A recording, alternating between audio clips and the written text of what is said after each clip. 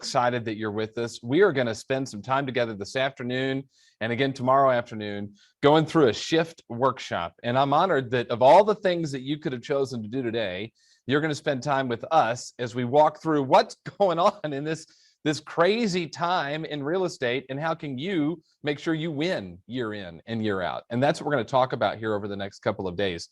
Again, I'm excited here. We have people literally watching from all over the world. I saw George is watching from Malaysia where it's 2 o'clock in the morning. So George and everyone at KW Malaysia, thanks for getting up early and watching with us. I so appreciate that so much.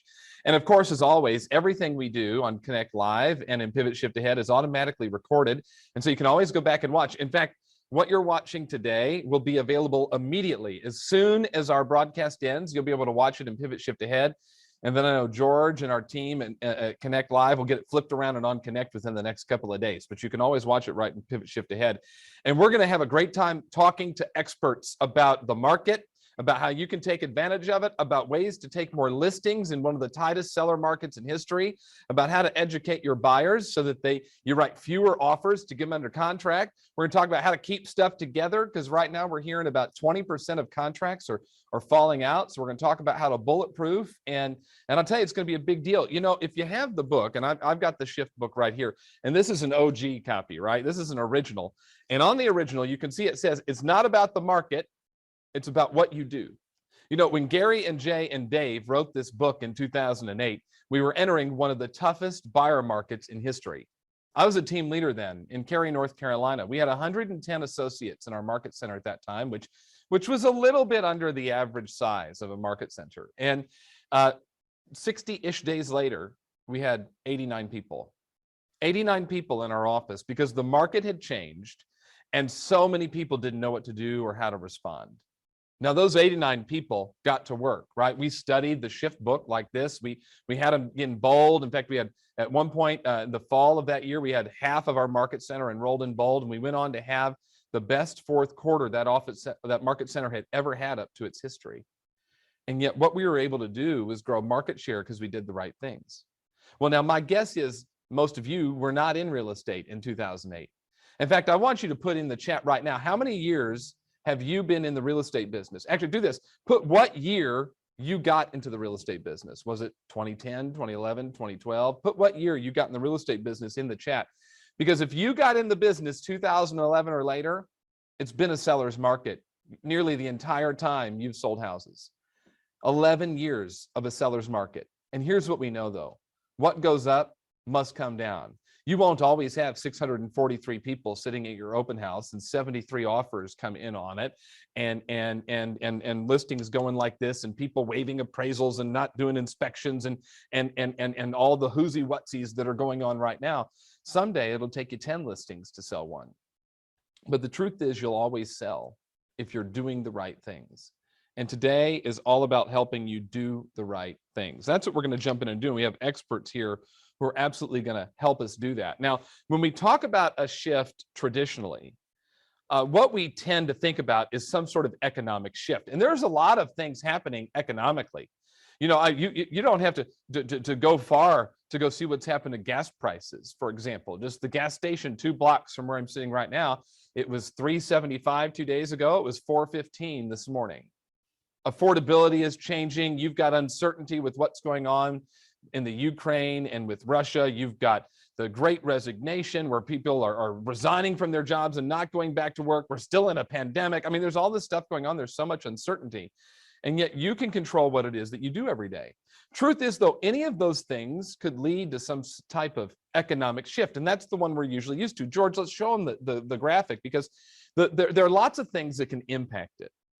Mortgage rates could absolutely impact it. You know, the mortgage rate stuff has been all up and down over the last couple of weeks, and the Fed would like to raise the rate, and then the what's going on with Russia and Ukraine's kind of forced it down. And yet, if you go look at it, they're still historically low. And yet, if all of a sudden we went to a 6% interest rate, that would have an impact on what's happening for real estate business, even though 6% is historically low. Home prices, hey, come on.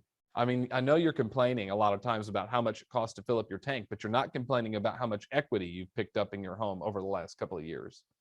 And yet as home prices continue to climb and rates continue to go up, rents rather continue to go up, then we run into an affordability challenge. Inflation could have an impact too. Tax reform, this was a couple of years ago that tax reform was having an impact. So there's lots of different things that could cause a challenge for us economically.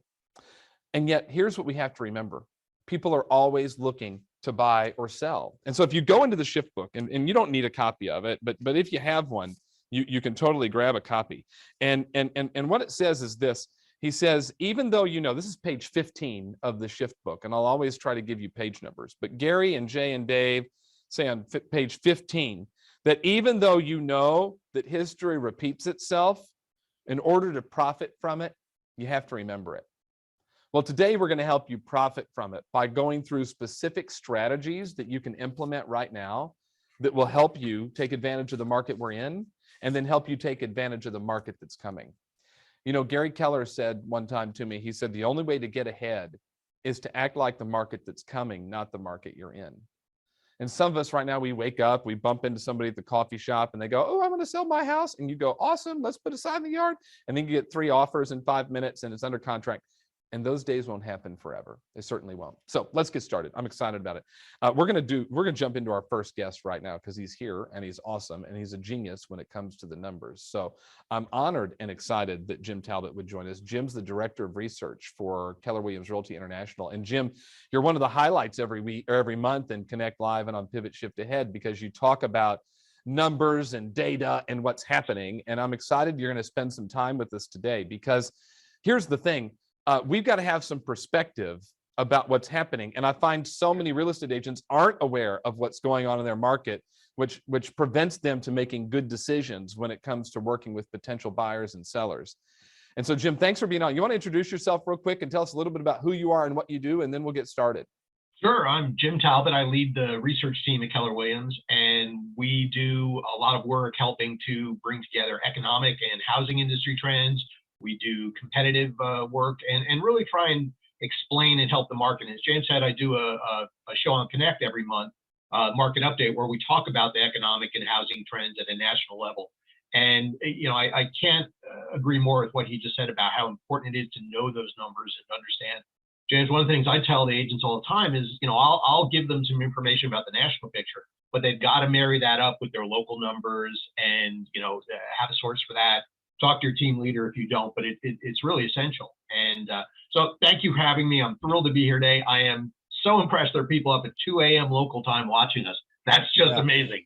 It is amazing. Well, it shows you the desire to grow and get better. And so, Absolutely. Jim, as we start our conversation today, we're going to talk kind of some national numbers and what you notice, from a KWRI standpoint and across the country. It's important to remember that as we do that, what we're effectively saying today is that the average high in the United States is 65 degrees. Right. I'm in Tampa where it's going to be 80 today. I don't know what it's going to be in Austin. And we got people in Connecticut, it might be 34 degrees. So an average temperature in the US doesn't really mean anything locally. It gives you a perspective as to what's going on. Right.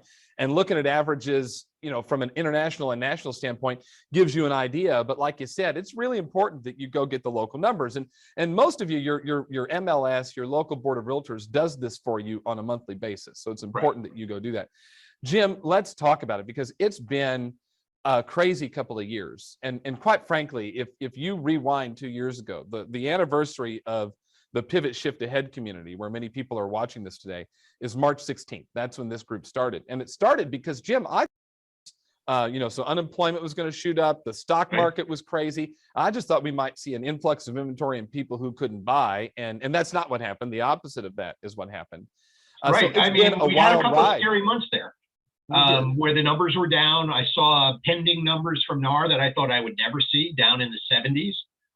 But very quickly, everyone realized housing is an essential service. And agents were able to figure out, kudos to everyone for figuring out how to do it safely in a pandemic and get back out there. And what we saw was the pandemic brought a renewed focus on the home. If you're going to be spending all your time working and living in a home, it should be a good home and, it should meet your needs. And we just saw unprecedented movement around the United States. Although there was a lot of unemployment that came with the shift, it wasn't equally distributed. And unfortunately, fortunately for us, but unfortunately for those people, it hit more harshly among people who weren't traditional home buyers anyway. Lower wage, tend to be service sector, hospitality and leisure, especially white collar workers, especially in finance, knowledge-based businesses, weren't really that touched. Unemployment never went much above 5% in the financial sector. And in fact, with people not spending money on vacations and entertainment, they plowed it back in the home. So it turned out to be some great months for us. Yeah, no doubt about it. We saw a really weird April and kind of a weird May of 2020, and then it started to pick back up. And that's why I want to give this perspective is that, and this is what you shared with me as we were preparing, you don't really compare 2020 to 2021, you were telling me. Usually when you're going and doing a comparison, you pulled 2019. Let's talk about that. So one of the things we saw, and it was because of the lockdown in the first couple of months, we saw seasonal patterns fall apart in 2020. So in what traditionally would have been a very hot May buying month, the lockdown was still in effect in a lot of places. People weren't going out looking at homes. There were still a few states who hadn't decided, Pennsylvania was one of the last, that real estate was an essential service. So you weren't able to show homes. You weren't able to bring people in. And what that did is it pushed a lot of the pent up demand from those months out to the second half. So we had very, very low lows in Q2 and then extraordinarily high Q4, among the best I've ever seen going back to even before the last Great Recession. So that threw seasonal patterns back off. They started to come back a bit in 21, and we really think they're going to be much more normal in 22. But the problem is you can look back, if you compare April 21 with April 2020, it looks like it was just the greatest market ever because of the gains. And it was a good market, but not that great. And this December was a sensational market, lots of sales. But when you compare it to December 2020, it's a decrease. So that could be a little bit misleading. I think 2019 was a very good, solid year, unaffected by the pandemic or any oddities. So if you're doing comparisons year over year, it's great to look at 2019. Now, remember, it will be a 2 or even at this point, a 3-year comparison, and you got to factor that in. But the seasonality is much more normal there. This is going to be a more normal market if you compare it to 2019 than if you look at 2020. And of course, now though that we're in 2022 and you do year over year comparisons, we're more in an apples to apples type comparison as you look at 2022 versus 2021. Is that right? By I would say May or April, I think, that it will be. There was still a little carryover of the extreme seasonality into the early part of last year, but by late spring, early summer, we're back to more normal patterns. Okay, got it. All right. So as you look at research, this is what you do. You're director of research for the largest real estate company on the planet. So as you go and look at this stuff, what are the trends and things that you've noticed over the last couple of years that agents should know about and then would want to go look at in their own local markets? Right. Well, I would, one of the things I'd always be very, very aware of is some of the numbers that we pay attention to on a regular basis are at such extremes right now that they can actually obscure some of the things that are going on. And price appreciation is a perfect example of that. Prices are so high right now, and they're rising so quickly that you can actually see sales going backwards and prices still going up. And if you're just paying attention to prices, that'd be easy to miss that there could be something going on in a market or in a segment. So you've got to look at the broader picture. We're just seeing numbers that are the highest or lowest that we've ever seen. Inventory has never been lower.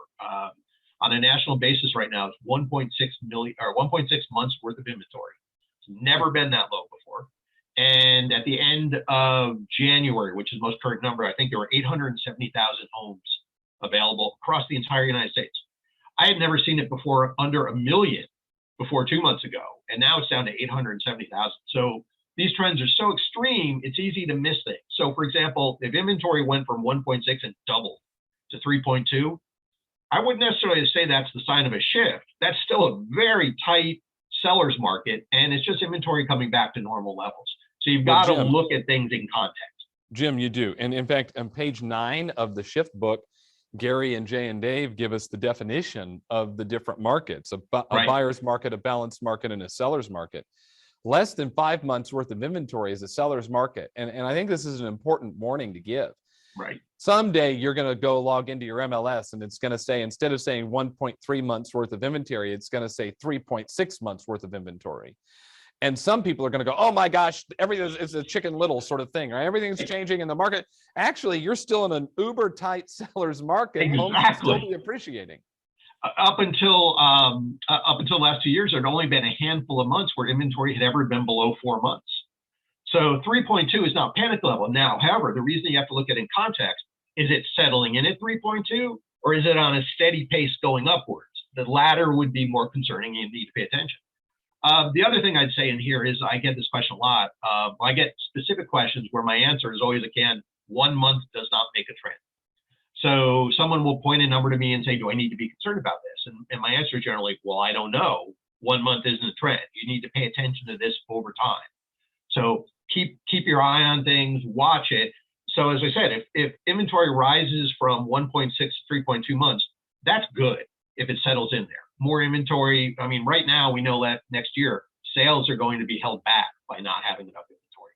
So 3.2 would be great. If it doubles again, then I'm starting to get concerned. And really, you have to get up to about 7 to 9 months for prices to come down. Yeah, Jim, exactly. Thank you. And I'm sorry to cut you off because if it doubled again, we'd be knocking on the door of 7 months worth of inventory. And now you're in a buyer's market, right? So exactly. That below 5 months is a seller's, 5 to 7 is a transition. We're moving from one to the other. Right. And then 7 months plus is a buyer's market. The transition tends to happen quick. You know, Gary in the book says that a shift, if you want to look at the definition of a shift, it's the transition from one market to another. That happens slow nationally. It happens very quick locally. So what I'm hearing you say is one number to watch is months worth of inventory. We want to pay attention to that number. We want to watch if it's growing or not. And then we want to watch the speed at which that number is growing, right? Right. I think that's probably the best indicator to look at for early signs of a shift. Because as inventory starts to pile up, it puts downward pressure on prices. You may see sellers holding their homes off the market if they think they're not going to get as much as they could have before. So that could really drive a market shift. You know, another thing I'd pay attention to is days on market. NAR tends to refer to this as pace of sales. And again, that's at extreme lows. And, you know, I'll give you an example. In 2019, in January of 2019, the average property was on the market for 49 days in the United States. Which is still super quick for the record. That is still very fast. Oh, that's very quick. Yeah. That was a great solid year. Everyone was happy with that number. This past January, it was 22 days, or I'm sorry, 19 days. So extraordinarily low. And again, if that were to go up to the 30s, that's not necessarily a sign of a shift. That's reverting to the norm. So, Jim, when I got in the business, we were taking 2-year listing agreements in certain price points. I mean, so we've got to put some context around this, right? There is a time that you could take a 30-day listing agreement. The average, which I am not recommending. So don't go out there and say James is saying take 30-day agreements. But the average days on market's 19 days. You're going to be just fine. But someday it's not going to be 19 days. It's not going to be. Right. It's very rare for it to be 19. So I feel very comfortable in saying it's going to come off of that low as more inventory is out there. And that's not a bad thing. It gives buyers more time. It's less price pressure upward. So we'd love to see it come up off of those lows. But that's why you have to have the context. And you really need to know your numbers. So what's the normal in your market? And how far are you off that normal? And if all you're doing is growing gradually back to the normal, I wouldn't be worried about that. It's when it's a sudden shift and it goes past the normal that you've got to be prepared for. Another thing you need to look at segments of the market as well. So, for example, NAR breaks down by a variety of price points. And, you know, a $250,000 home, the normal time for it to be on the market is not the same as a $2 million home. So you need to know what are the differences for the different price points in your market, and especially the price points where, you know, your business is most centered. So I think that's a great one. You got to pay attention to that. List price and sale price. You know, if you're in a strong seller's market, I live in Austin, Texas, and we're in a very strong seller's market right now. And it's perfectly normal for sale price to be the same or higher than the list price. In a multiple offer situation, often gets bid up well above list price. As you see it shift more towards a buyer's market, you would expect that the sale price will actually be below the list price because buyers will be able to I'm sorry, sellers will be competing for a limited number of buyers. So the trends there are very informative. But the important thing is to watch at a market level. Any one individual house, that could be the condition of the house, it could be, how well the negotiations went. You can't tell much from that. But looking at market trends, that's another good indicator that you can see. So Jim, let's talk about that real quick, because I was surprised to see this. I had never seen it before, and I've been in the business 17 years. The county that I'm in, Pinellas County, Florida, which is Clearwater and St. Petersburg and other areas, the list to sale price here is like 101%. Like Yes. you go pull the average sale price, Yes. list price to sale price. It's 100%. Like I've never seen that. You might see 97 or 98 or whatever. It's 100. The price is the price, and so we want to watch that. An adjustment in that isn't necessarily bad or means a shift is coming. We are in a time period based on inventory and demand that I don't recall we've ever seen in the industry before. I mean, again, I go back to before the Great Recession, and I've never seen numbers like this. And and I don't want to harp on this too much, but a reversion to the mean isn't something to be panicked about or worried about. That's why it's important to know a little bit of the historical numbers. I wouldn't be upset to see that down at 99%. That's a more normal number. Right. But when you're in Austin, where we hear horror stories all the time, well, from the buy side, 70 offers coming in on a property, that drives that price up because buyers are competing for a scarce number of available properties. Jim, we're going to talk to an agent tomorrow who had a listing near Atlanta that had 155 offers. So, when that happens, it's just the kind of market we're in. Okay, we have some questions from people watching in the chat. And the first question is a question I get a lot, and I think you probably get it a lot too, and that is this: when do you expect to see inventory start to double and then double and then double? And my answer is, if I knew, I wouldn't be doing a free class on the internet on a Wednesday afternoon, right? But what are your thoughts? Like, do we have any idea as to when we might see inventory start to pick back up? So, I think we are going to see, as we get into the hotter summer selling season, inventory tick up from the record lows it's at now. Now, I don't see the inventory crisis going away in that period, but instead of 1.6, we'll probably get up into the twos, mid twos. Long term, to get back up to more normal levels where we really would like to see it in the 3s to 4s. Still a healthy, strong sellers market, but enough inventory that it doesn't limit sales and there's out there. My hope is that this year there will be a lot of new houses coming on the market. I had hoped to see that last year. You're talking new construction, Jim? New construction. Yeah. And although it's to some extent separate markets, it takes some of the pressure off. And I'd hoped to see that last year, but supply chain constraints had builders holding off on new starts because they didn't know whether they'd be able to finish them. There was a shortage of appliances, of finishing lumber, of roofing materials. And so we didn't see what we had hoped to see. One of the things I talk about all the time on the Connect broadcast is that, about half the independent builders in the United States went out of business in the fall of the Great Recession. And we're about 2 to 3 million homes short of where we would have been if we kept building at the historical norm. And that's one of the reasons why inventory is so low right now. So that's going to take some time to fix. But I would hope we'll see inventory levels come up to about the mid to upper 2s, by summer, and maybe closer to 3 by the end of the year. But it's going to be a low inventory environment for a while. All right, so we really don't. There is no. At least in the next year or so, we expect this to continue to be a hot seller's market, and you're going to take a listing and likely sell it very quickly.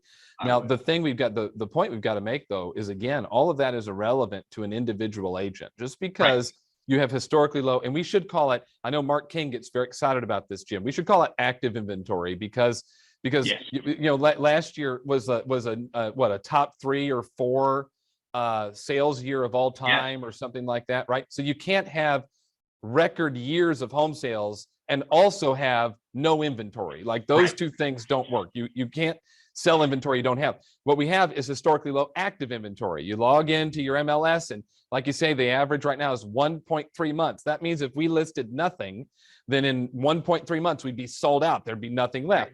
So we've got to give, again, context this.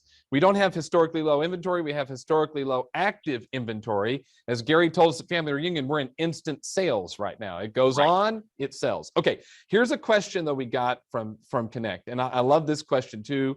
And we'll hear your answer and then I'll give mine. Is one type of market better or worse than another? So is a seller's market better, a buyer's market better? What's your answer? Well, I think that depends on your business.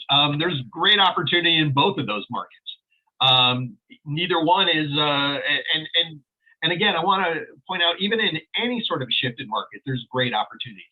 People build massive businesses in a shifted market. It's just you have to be prepared for it, you have to be ready for it, and you have to adapt your business to it. So I would say no. I think, you know, if all you do is represent buyers, then yeah, it would be easier to operate in a buyer's market. And if all you do is take listings, then yes, it would be easier to operate in a seller's market. Yeah. But you know, for someone with a better mix in the business, there's opportunity in both. Jim, a seller's market's better for a seller and a buyer's market's better for a buyer. So it depends on who you are. And what we have to remember is the market that you sell in is the market you buy in. So when we're out selling right now and you're making, you know, you've added $200,000 or whatever it is in equity in the last few years, well, the house you're going to go buy costs more too. So you're going to participate likely in both of those markets. Okay, so what is I guess, what's the answer to some of the inventory challenge? What would you say agents need to be doing to help battle some of this inventory issue? Well, we've seen anecdotally that sellers are reluctant to list if they are going to have to buy another house in that same market or another market. So addressing those concerns of helping them find inventory or a place to move to can be a part of that. I think there are a lot of people sitting on the sidelines. There's still some people we know from the pandemic who have been reluctant to list. I think it's reaching out to your sphere and having conversations with them, see what their concerns are and how you can address them. There's still an opportunity. I tell people all the time, I don't believe there's going to be a distressed property opportunity coming out of the pandemic because there's so much equity out there. But there are still about 800,000 people in mortgage forbearance, and some portion of them, unfortunately, probably won't be able to keep their home. But rather than going the distress route, they'll be able to sell, which is better for everybody. You know, they don't have a bankruptcy or a black mark on their credit. They can become a homeowner. It's just going out and having conversations and finding out, what are their needs and what's holding them back, because there's usually answers to all of it. Getting them over fear of mortgage rates. You know, you keep hearing mortgage rates are going to go up, and when you've only seen mortgage rates in the low 3 for a long time, a 4 can be intimidating, but that's, as you said, that's still a historically low rate. And we've seen a lot of business transacted with rates of 4, 5, and 6%. It's just an adjustment. Jim, I bought my first house in 2009. I had a 3-year ARM at 9.25%. When I got the letter that said, would you like to refi this thing at 6% and a 30-year fixed? I mean, I ran to the mailbox and signed that paper. Right. And now if it was 6%, we would pass out. Mortgage rates would have an impact, right, on what's going to happen in the market. They do. And I think it's, the media tends to treat that as a horror story, like rising interest rates are the end of everything. And I think that's an opportunity for you to go out to your clients and share your expertise and, help them adapt to that world. Same thing with affordability. That's going to be a problem. As rates tend to trek up a little bit over time and prices are continuing to soar, affordability is going to be a bigger issue. So helping people understand what that means, what opportunities are out there, helping first-time home buyers get in the market. I think those are all great opportunities to develop more business. Yeah. All right. What's the final message, Jim? This has been great. So thank you so much. And by the way, the Facebook is blowing up about what a genius you are. So you do the you do the kind of your research piece the last Thursday of every month, right? It's on Connect, and we put it in Pivot Shift Ahead, so anybody can go back and watch it. Jim, what's the final message that you want to share with everybody who's watching? So I'd always be looking for the signs of a shift, and I don't mean that at all from a pessimistic standpoint. The shift can be the greatest opportunity if you're ready for it and you don't have to be reactive when it finally comes. So just pay a little attention to your numbers every month. And again, that means the national numbers and your local numbers, and look for something that could indicate a shift is coming so you can be ready for it. And I don't mean ready to survive it. I mean ready to thrive during it, so you can really capitalize on the opportunity that any market brings. Jim, I love it. Thank you for taking time out. I know you're busy. You got your abacus out, looking at all the different things and putting your stuff together. Jim, thank you so much for the time. We wish you all the best. Thank you. Thank you for having me. You got it. You got it. Hey, Jim gave you a great perspective on what's going on in the market. And again, it's a reminder, go study the numbers. And the numbers he suggested you look at are what's happening to months worth of inventory, what's happening to days on market. And then the other one is to look at your growth in units and look at your growth in volume. And I would recommend that for all of you. See, remember, in this business, you tend to be paid based on the purchase price, not the units of the transaction, right? It's not, the more the home sells for, probably the more money you make based on how you've set up to be paid. And so you go look at that and you see your volume's way up and your commission is way up, but you don't notice sometimes that your units might be flat or down. Ladies and gentlemen, I will tell you this, and I've always believed it, the number one indicator of the health of your own business is units. Go look at units first and figure out how many actual homes have you sold and how does that compare to your goal. And I would track that number above anything else because it's the only one you can control. You cannot control the volume that you do, and you cannot control the commission you're paid for it because it's oftentimes based on volume, but you can control how many units you sell. So go look at that number. Here's the next thing I'd recommend that you do is as you're doing a year-over-year comparison, Jim told us, go look and see, and he's saying compare it to 2019, at least for now. And then once we get into May, maybe you could start comparing it to 2021, but kind of just push 2020 to the side because it was a weird year. And what I would do is I'd go look and say, okay, well, how much is the market up in units? How much is the market overall, your overall market, up or down in units, up or down in volume? And to compare that to yourself. How much am I up or down in units and up or down in volume? Now, at a minimum, you want your growth to match the market's growth because that means the market's growing and so are you.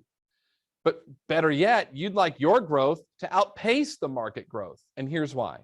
If your growth is in alignment with the market's growth, then you're just riding the wave of the market, right? As they say, when the all boats rise, when the tide rises, and so on and so forth. And so the market's giving you business because it's good. But if you count on the market to give you business when it's good, well, then you have to count on the market to take it away when it's bad. And so I just want to make sure that you're studying these numbers on a monthly basis. And a little bit later today, we'll have Janelle and Haley from our enablement team inside of Keller Williams University who will walk you through what numbers you should track and how you can do it and how Command can help you do some of that. So you're in for a great treat when it comes to that today. Now, the next thing I want to talk about is look, let's get purposeful about the type of business that we're doing and going after the right people. Jim told you we've got historically low active inventory. So if you go out and get a listing right now, it likely sells. But my question for you is, where are you getting those listings? So we asked some of you to help us out. We said, tell us your top sources for listings. And we gave you, 11 or 12 choices. And you responded. And here's what we found. I'm going to give them to you in reverse order. And this is not scientific. This is just from the couple of hundred of you who answered this survey. And this is what you told us. And we said, give us the current motivations of sellers right now. A seller reaches out to you or you reach out to a seller and they say, we're ready to sell and here's why. What are the motivations? What's the why behind putting the house on the market? Number 10, you told us it was divorce. I don't know why we had to start out so negative, Grace. Grace is helping me with everything in the background. We're starting negative with divorce. By the way, we should now call that domestic restructuring. Just for the record, I would call it domestic restructuring. Okay, so number 10 was divorce. Number 9 was you had investors who were cashing out or doing a 1031 exchange. Number 8 was empty nesters. Number 7 was growing family. Number 6 was either they're aging out of the property, so maybe they're going to an independent living or something like that, or an estate sale. Number 5 was job relocation. Number 4 was downsizing, or they wanted less space. And then here are the top 3. Number 3, they wanted to move closer to family and friends. Well, that makes sense in a pandemic. I remember talking to a guy who had just moved from Tampa to Jacksonville, bought a house in Jacksonville. The pandemic hits and he realized he wanted to be closer to his dad, immediately sold his house in Jacksonville, came back to Tampa. People wanted to do that, wanted to be closer to family or friends. So that was number three. Number two was they wanted more space. They were upsizing their home because we're working from home and we needed more room and whatever. And then number one, they wanted to take advantage of the equity that's inside their home. Now, the reason why this is important is because this. If your job right now is to go out and find as many listings as you possibly can, then you want your lead generation strategy to match the market. In other words, if the top three are equity, upsizing, and being closer to family and friends, then what we want to do is make sure that our lead generation strategy is in alignment with finding people who want to be closer to family and friends, upsize for more space, or take advantage of the equity. We don't want to just make it up as we go. In Shift, it's called a MOFR. I just said that on TV. It's called a MOFR, and it stands for Make Offer for Immediate Response. Write down Shift page number 58. Again, I told you, you can download the little workbook, but I'll spend most of the time in the actual Shift book today and just write down little notes. Okay, you don't need the book in front of you. Just write down little notes. And here's what Gary and Jay and Dave said about it. He says, the first principle of lead generation is that your message must match your market. This means that your lead generation message must always match the motivation of buyers and sellers in whatever market you're in. Always follow this standard. It's how you cause motivation to show up and reveal itself. And that's where they talk about having a MOFR, which is, again, making offer for immediate response. In other words, what are you doing to engage somebody right now to respond to you in some way? Now, we've got some agents that have figured this out. I'm so excited about it, and I'm excited to invite them in to the conversation. So Chris and Scott and Irene are all here with us, and I'm so excited that they've chosen to join us today, and I'm going to have them introduce themselves here in just a second. And so, Chris, let's start with you. Chris, tell us who you are, where you're from, and a little bit about your business. Okay, hi, Chris Ruskowitz. I am at the Keller Williams Milwaukee Southwest Market Center in Milwaukee, Wisconsin. Started in 1994, so I've lived that recession. And my business is, I have a small team, rainmaker of a small team, and I'm also an investor and the managing broker. So I wear a lot of hats and had to figure out the best way to get the most listings in today's market and spend the least amount of time. Well, and you're going to share a great strategy with us around the equity analysis today, which I'm really excited about. So thank you so much for being here. Scott, hi, welcome. Introduce yourself to everybody. Hey, I'm Scott Schumann. I am Chief Operating Officer and partner in the Stu Adler team. We're based out of the Summit, New Jersey Market Center. We service pretty much everything an hour and a half outside of New York City. We run a team of 36 at the moment. We'll be over 40 by month end, but 36 at the moment. And we really same thing as what Chris was saying. We are in an inventory deprived market, and we had to find a way to generate a lot of seller leads really quickly and bring a lot of people to the plate who are interested in selling their homes, so that way we could continue to feed the team business. All right, so we're going to talk about what is all the new hot deal right now. And that is these seller seminars. Sue and her team and Scott, you guys, everybody there are doing a great job with that. So I'm excited about it. Yep. Thank you so much for being here. We'll talk about it in just a second. Irene, tell us who you are. Introduce yourself to everybody. Thanks very much, James, and thank you so much for having me. Irene Kashansky from the KB Real Estate team at Keller Williams Portfolio Realty in Toronto. James, as you were talking to Jim, I did a really quick check of February stats in Toronto. Our average sale to list price ratio was 114%, and our average days on market was 13. That's so Canadian, Irene. I just got to tell you, that's like the most Canadian thing I've ever heard. So things are hot, and you do a great job of really staying engaged with your database. You're very visible in the community, so you're in the know as to what they need, and we're going to talk about that with you in just a minute. Chris, I want to start with you because this has been kind of a big thing. And it started because I learned about it from Vishay. Vishay is a MAPS coach and a BOLD coach and runs a team in Houston. And she introduced me to the equity analysis. And Chris, we talked about it on a pivot call one morning. We do our 8 a.m. mastermind call, and you're always on that call. And we'd mentioned it one morning, and you really went after it. And then we challenged people this year to kind of do an equity analysis every day, get into a flow where you're sharing with your database the value of their home. It's been working though for you for a long time. Tell everybody a little bit about what is an equity analysis and what are your steps to engage people with it? Of course, happy to share. Equity analysis is really basically a CMA along with a net sheet. So you are presenting to your clients saying, hey, let's do this. Let me show you what the purchase price would be in today's market, but then let's run that net sheet and show them the amount of equity they have right now, because they're shocked when they find out how much it is. They don't know it. So what happened is actually started with last year with the MOFR. And I sent out a letter and I just said, hey, what's your magic number? It wasn't an equity analysis at the time. It was, what's your magic number? Call or text if you want to know how much equity you have in your home.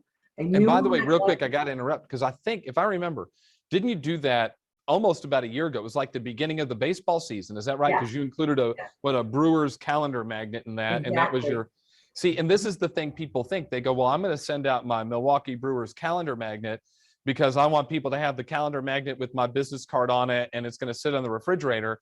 But that's not lead generation. There's no MOFR there. The MOFR was in the letter that you sent along with the magnet. The magnet was the excuse to send the letter. Is that right? Correct. And I knew the day the letter had been delivered in the mail because my phone blew up. People texting me going, I want to know. Can you do this for me? That letter over like 45 days of talking to people and doing the equity analysis created 17 transactions.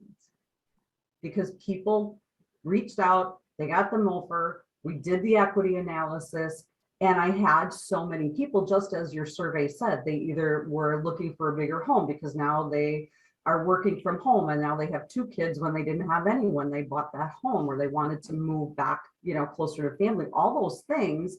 And they were shocked to know that all of them could buy their new home without selling their existing home because of the amount of equity they had.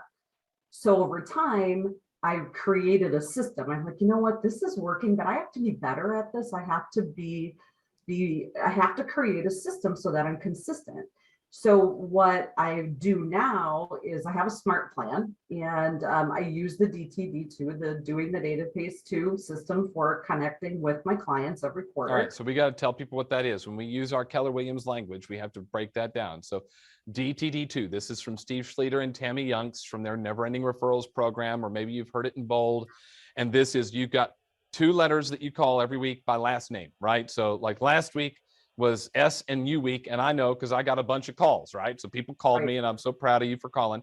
And I don't know what it is this week, P&L or whatever letters it is this week. And so you're doing that. You're calling through the whole database. You're removing any judgment about whether or not they actually want to hear from you, Chris. If their last name starts with one of those 2 letters, you're calling them. Correct. So the Friday prior to that next week's calls, they get a text from me. Okay, it's a check-in text. Hey, how you doing? I've been thinking about you. Oh, by the way, are you curious to know what the value of your home is in today's market? Then the MOFR's in there, let me know. Okay, call or text. I think you might be quite surprised. At the very least, you should know so that you can connect with your insurance agent and make sure that your homeowner's insurance has the right value, replacement value for you. That text message goes out on Friday. Okay, and real quick, you're again doing it by these 2 letters, because if you sent to the whole database, you couldn't possibly handle the number of responses that came in. So you're spreading it out over 13 weeks. Correct. So this is my first quarter call. Those that raise their hand, that I get a call or a text or an email going, yes, I would love to know. I do the market analysis, and if the equity analysis ahead of time, I just need to ask them how much their balance is on their mortgage. Okay, so that sounds like a key step. Chris, I know I'm going to interrupt a lot because I always want to make sure we're getting the system, right? So Scott and Irene, be ready because I'm going to interrupt you too. I want to get the system. So step 1, send the text based on last name, they respond. So step 2 is you're preparing it ahead of time. And one thing you're asking is, hey, what, based on what you believe to be true, what is the current payoff? What do you owe on your house? Correct. Then I prepare that. I have everything prepared. I start calling on Monday. I call those that raise their hand first. I also go through that group for the week and determine, based on what I know, who would be the most likely to make a move, to want to sell. And it might be someone that's been in their house for 5 years, someone that I knew was a first-time buyer 5, 6, 7 years ago, however many years. And that's the second group that I prepare the equity analysis for. And then I call them and say, hey, you know what? Thanks for reaching out. I've got everything ready. Do you have a few minutes? Let's get on a quick Zoom. Send them the link, get on the Zoom. If they're not ready at that time, or they want their significant other or spouse, then we schedule a time and we get on the Zoom and go through the numbers. And without any exception, every single person I've done this for is shocked at how much equity they have. Shocked. And so what's happened by doing this system for this first quarter is we've got 14 listings, most under contract, some are still coming soon, 6 buyers. Hold on, time out. You have 14 listings this quarter? In this quarter, well, we've got 7 under contract, 2 that have closed, and the rest are under coming soon. That you've taken from doing the equity analysis, Chris. Correct. And the question is, you're sending this to your database and people you know. This is not just something you're blindly mailing to neighborhoods. You're in relationship with people you know. Correct. So it's an easy conversation. Now, I've done a lot more equity analysis for a lot of my past clients, but some of them called their insurance agents. They didn't have enough coverage. One of them said, oh my gosh, I can give my wife her new kitchen. Who should I call for a home equity line of credit so that we can do what we didn't think we could do? Yeah. You know, so you're just adding so much value to your people. I mean, you're really checking in with them. Now, the question came in, hey, how do you convince somebody? Well, you don't, right? You don't convince somebody. It's based on their need as to whether or not they're going to sell or not in this market, right, Chris? It is. And there's 2 things that you really need to be prepared for when you have that conversation. The question and the objection. The question is, well, where am I going to go? I'd love to sell and take advantage of this. So be prepared to say, okay, let's talk about that. Maybe you can buy without selling. Maybe we can, you know, we've got multiple offers coming in. Maybe we can have a 60-day close and you can rent back for another 60 days while we find you your perfect home. Well, and Chris, by the way, just for a sidebar, 24 hours from right this moment, we're going to be talking about that objection with Denny Grimes, who's a Bold Copes and a Maps Coach. So 24 hours from right now, we will literally be walking through that exact objection. Okay, so Chris, I got to make sure we got the steps. We sent the letter. You had something with it and sent the letter and said, hey, if this is something you're interested, text or call. Then you're also doing you're following your DTD2 schedule, and you text them on Friday. Then you call the ones back first who responded, and then you call everybody else later. And then you're jumping on a Zoom. You're preparing it in advance and jumping on a Zoom with them and sharing. And then whatever they choose to do with that information, you're happy to support them with. Are there any steps that we didn't cover that you want people to know about? No, that's it. It works great. And people are happy to hear from me. And it's a great service, even if they're not looking to move. You can't argue with 14 listings in the first 9 weeks of the year. I mean, at the end, there are 10 weeks of the year. That's totally awesome. And Chris, you're a small team.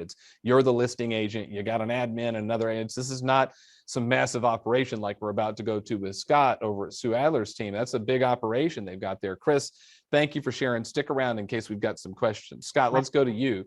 Sure. So, and your team with Sue Adler and that team, they've been doing a great job with these seller seminars. Again, kind of like what Chris is doing, inviting people into the conversation. Tell us a little bit about what is a seller seminar and how does it work? Yeah, so that's the most popular question we get is, all right, we love the idea. What does that actually mean? So, you know, a seller workshop is what we call it, not a seminar. To me or to us, seminar is sort of like this, right? Everyone's out there listening and we're talking and there's no interaction. We were really purposeful about calling it a workshop. We want people to come, interact, and actually take away tangible things that they can implement into their home and into the process of getting their home ready.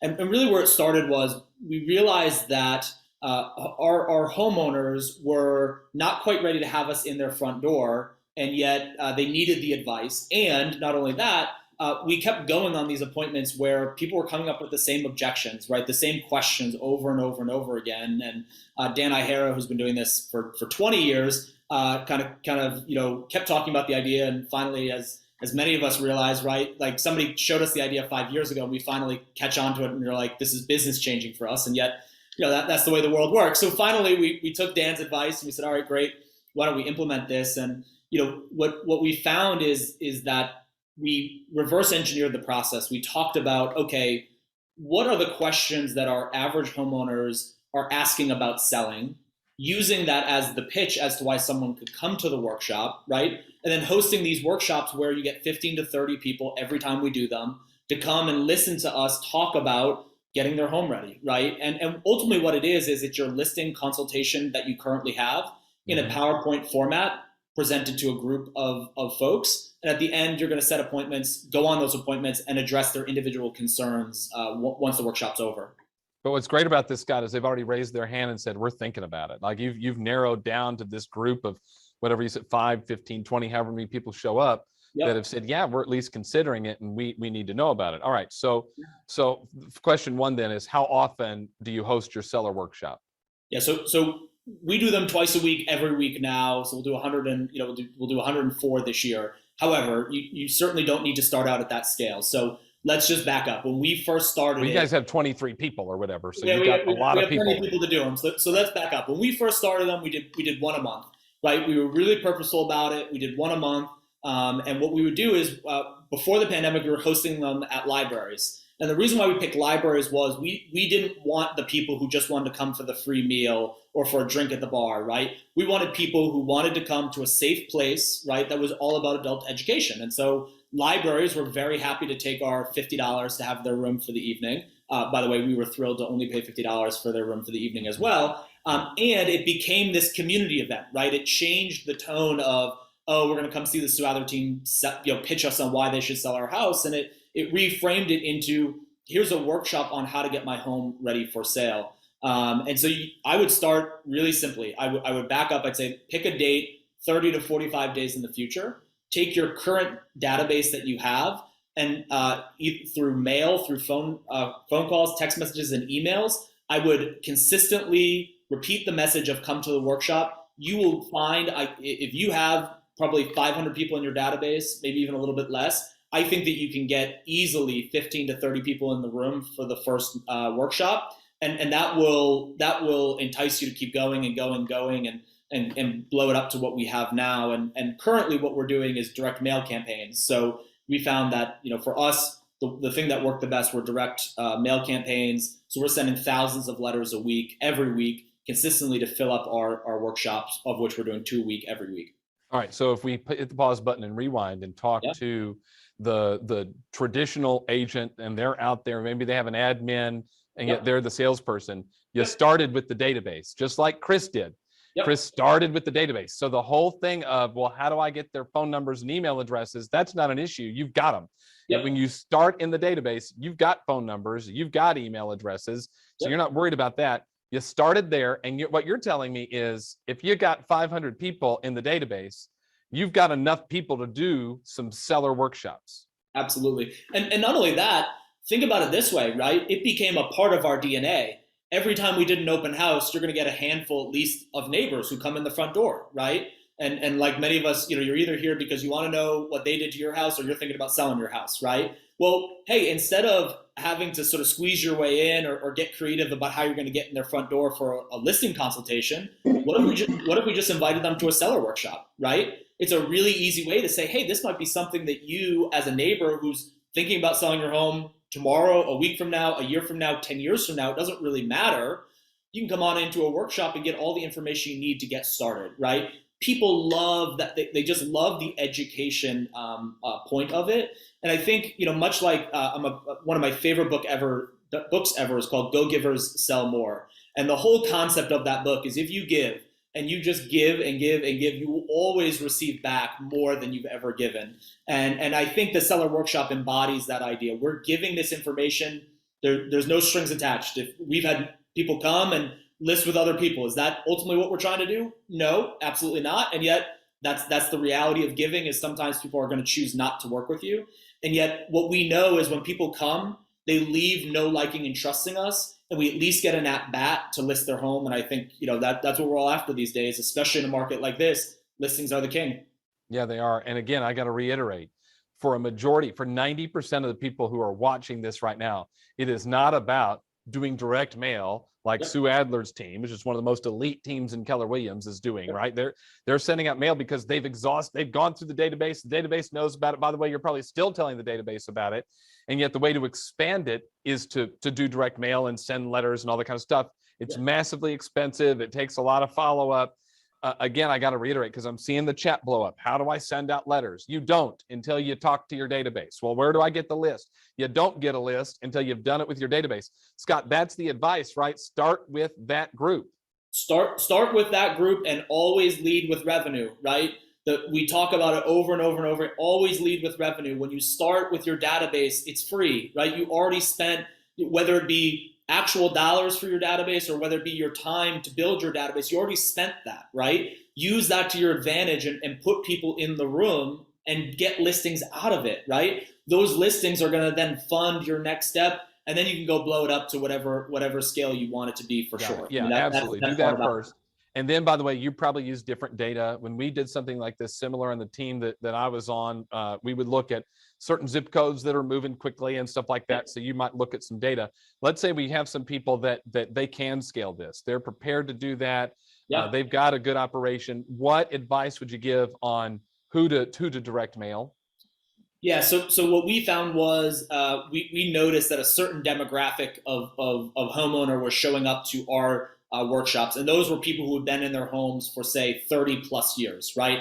I'm New Jersey, we're not very transient. Well, we have a lot of people leaving, not but people aren't moving around every 5 years, right? And so people are buying homes, and they're here for 20, 30, 40. We've had people on who've been in their home for 70 years, right? And so we noticed that was really the population that was saying, all right, this is cool, I want to do this. And so we figured, hey, if we're going to spend all this marketing money and thousands of letters is thousands of dollars every week in marketing, why fan it out to everybody when only this, when the majority, say 90% of the people who are attending, fit within this box. And so, whether or not you have access to tax records or Remind, there's 1,000 different list brokers out there, you can start to splice and dice your neighborhood data to identify and mimic the people who show up to your workshop. One big caveat to that, James, is I think everywhere is going to be a little different, right? Something that we do in New Jersey may or may not connect with people in Arizona, may or may not connect with people in Florida, may or may not connect with people in New York, right? Right over the state line. So you have to understand your market, and going backwards a little bit, like being the local economist of choice, you're going to understand who's moving and why they're moving. And that's going to help you tailor your workshop programming to those specific people. So again, you're talking to the widest breadth of people that you possibly can. Got it. And then as far as the content of the workshop, what you said earlier was it's basically your listing presentation, right? And handling the traditional objections that might pop up. Is that right? What do you want people to know about the content of the workshop? So the content is also that's probably the next biggest question we get. It is your listing consultation or presentation in a PowerPoint format, and make it graphic, right? I mean, no one wants to sit there and read words on a slide. People want to see pictures. And what I recommend, and how we started, we drafted something, we presented it. We have a big enough group that we just presented it for the group. If you don't, present it for your market center, right? Be a little vulnerable and take something and present it to your peers. They will give you typically very brutally honest feedback, but in a good way, right?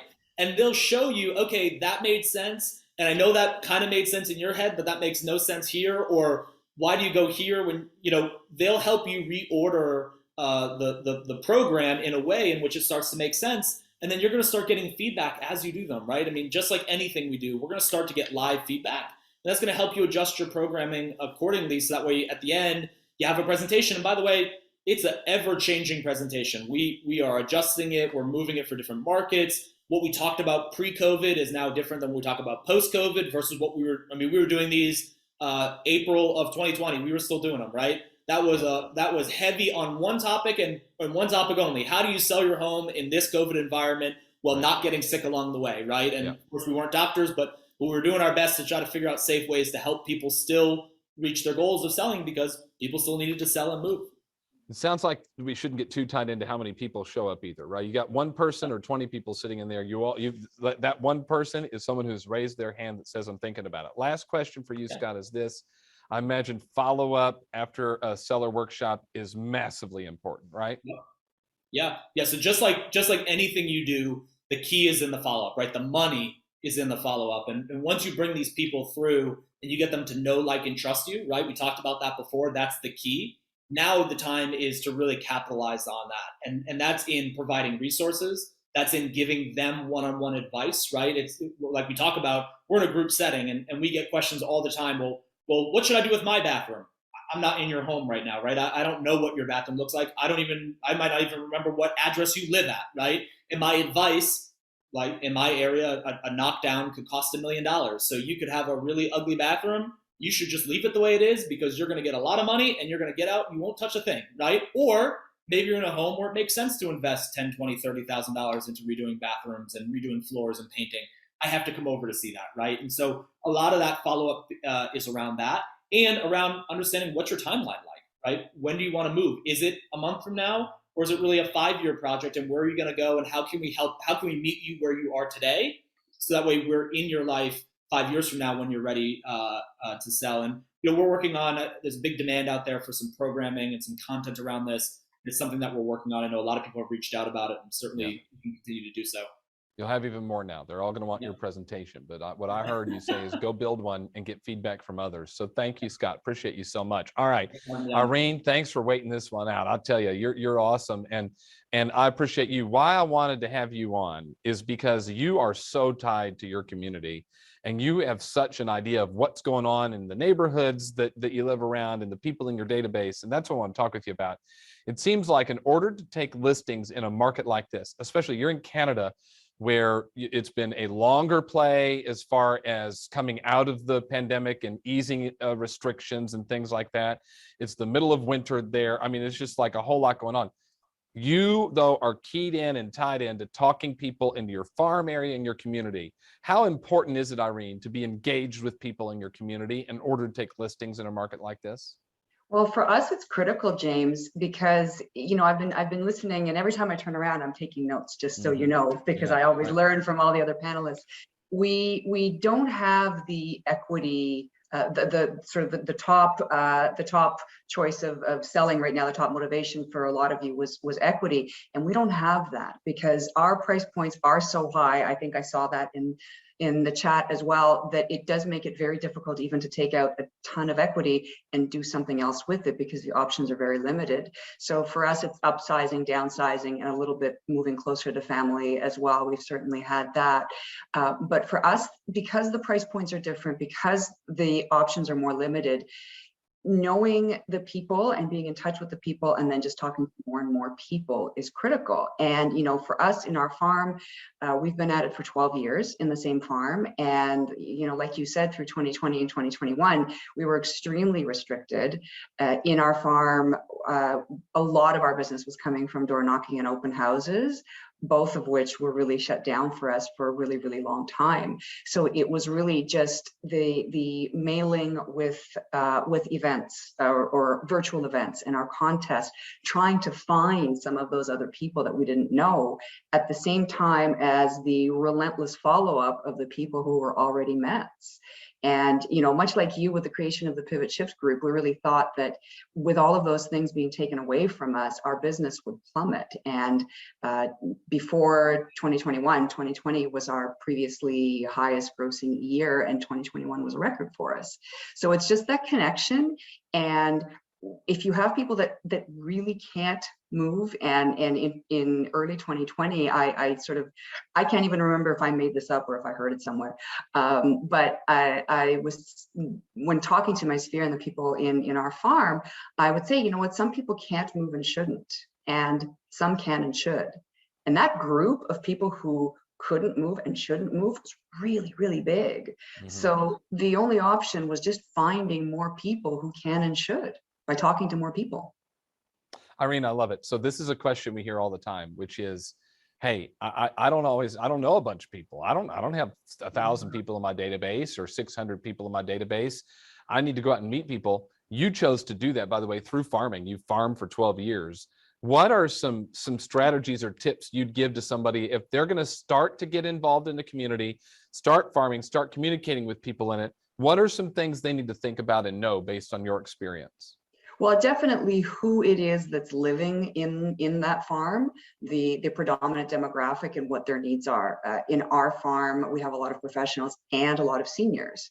And the seniors that are young and vibrant don't necessarily want to go to an old folks home.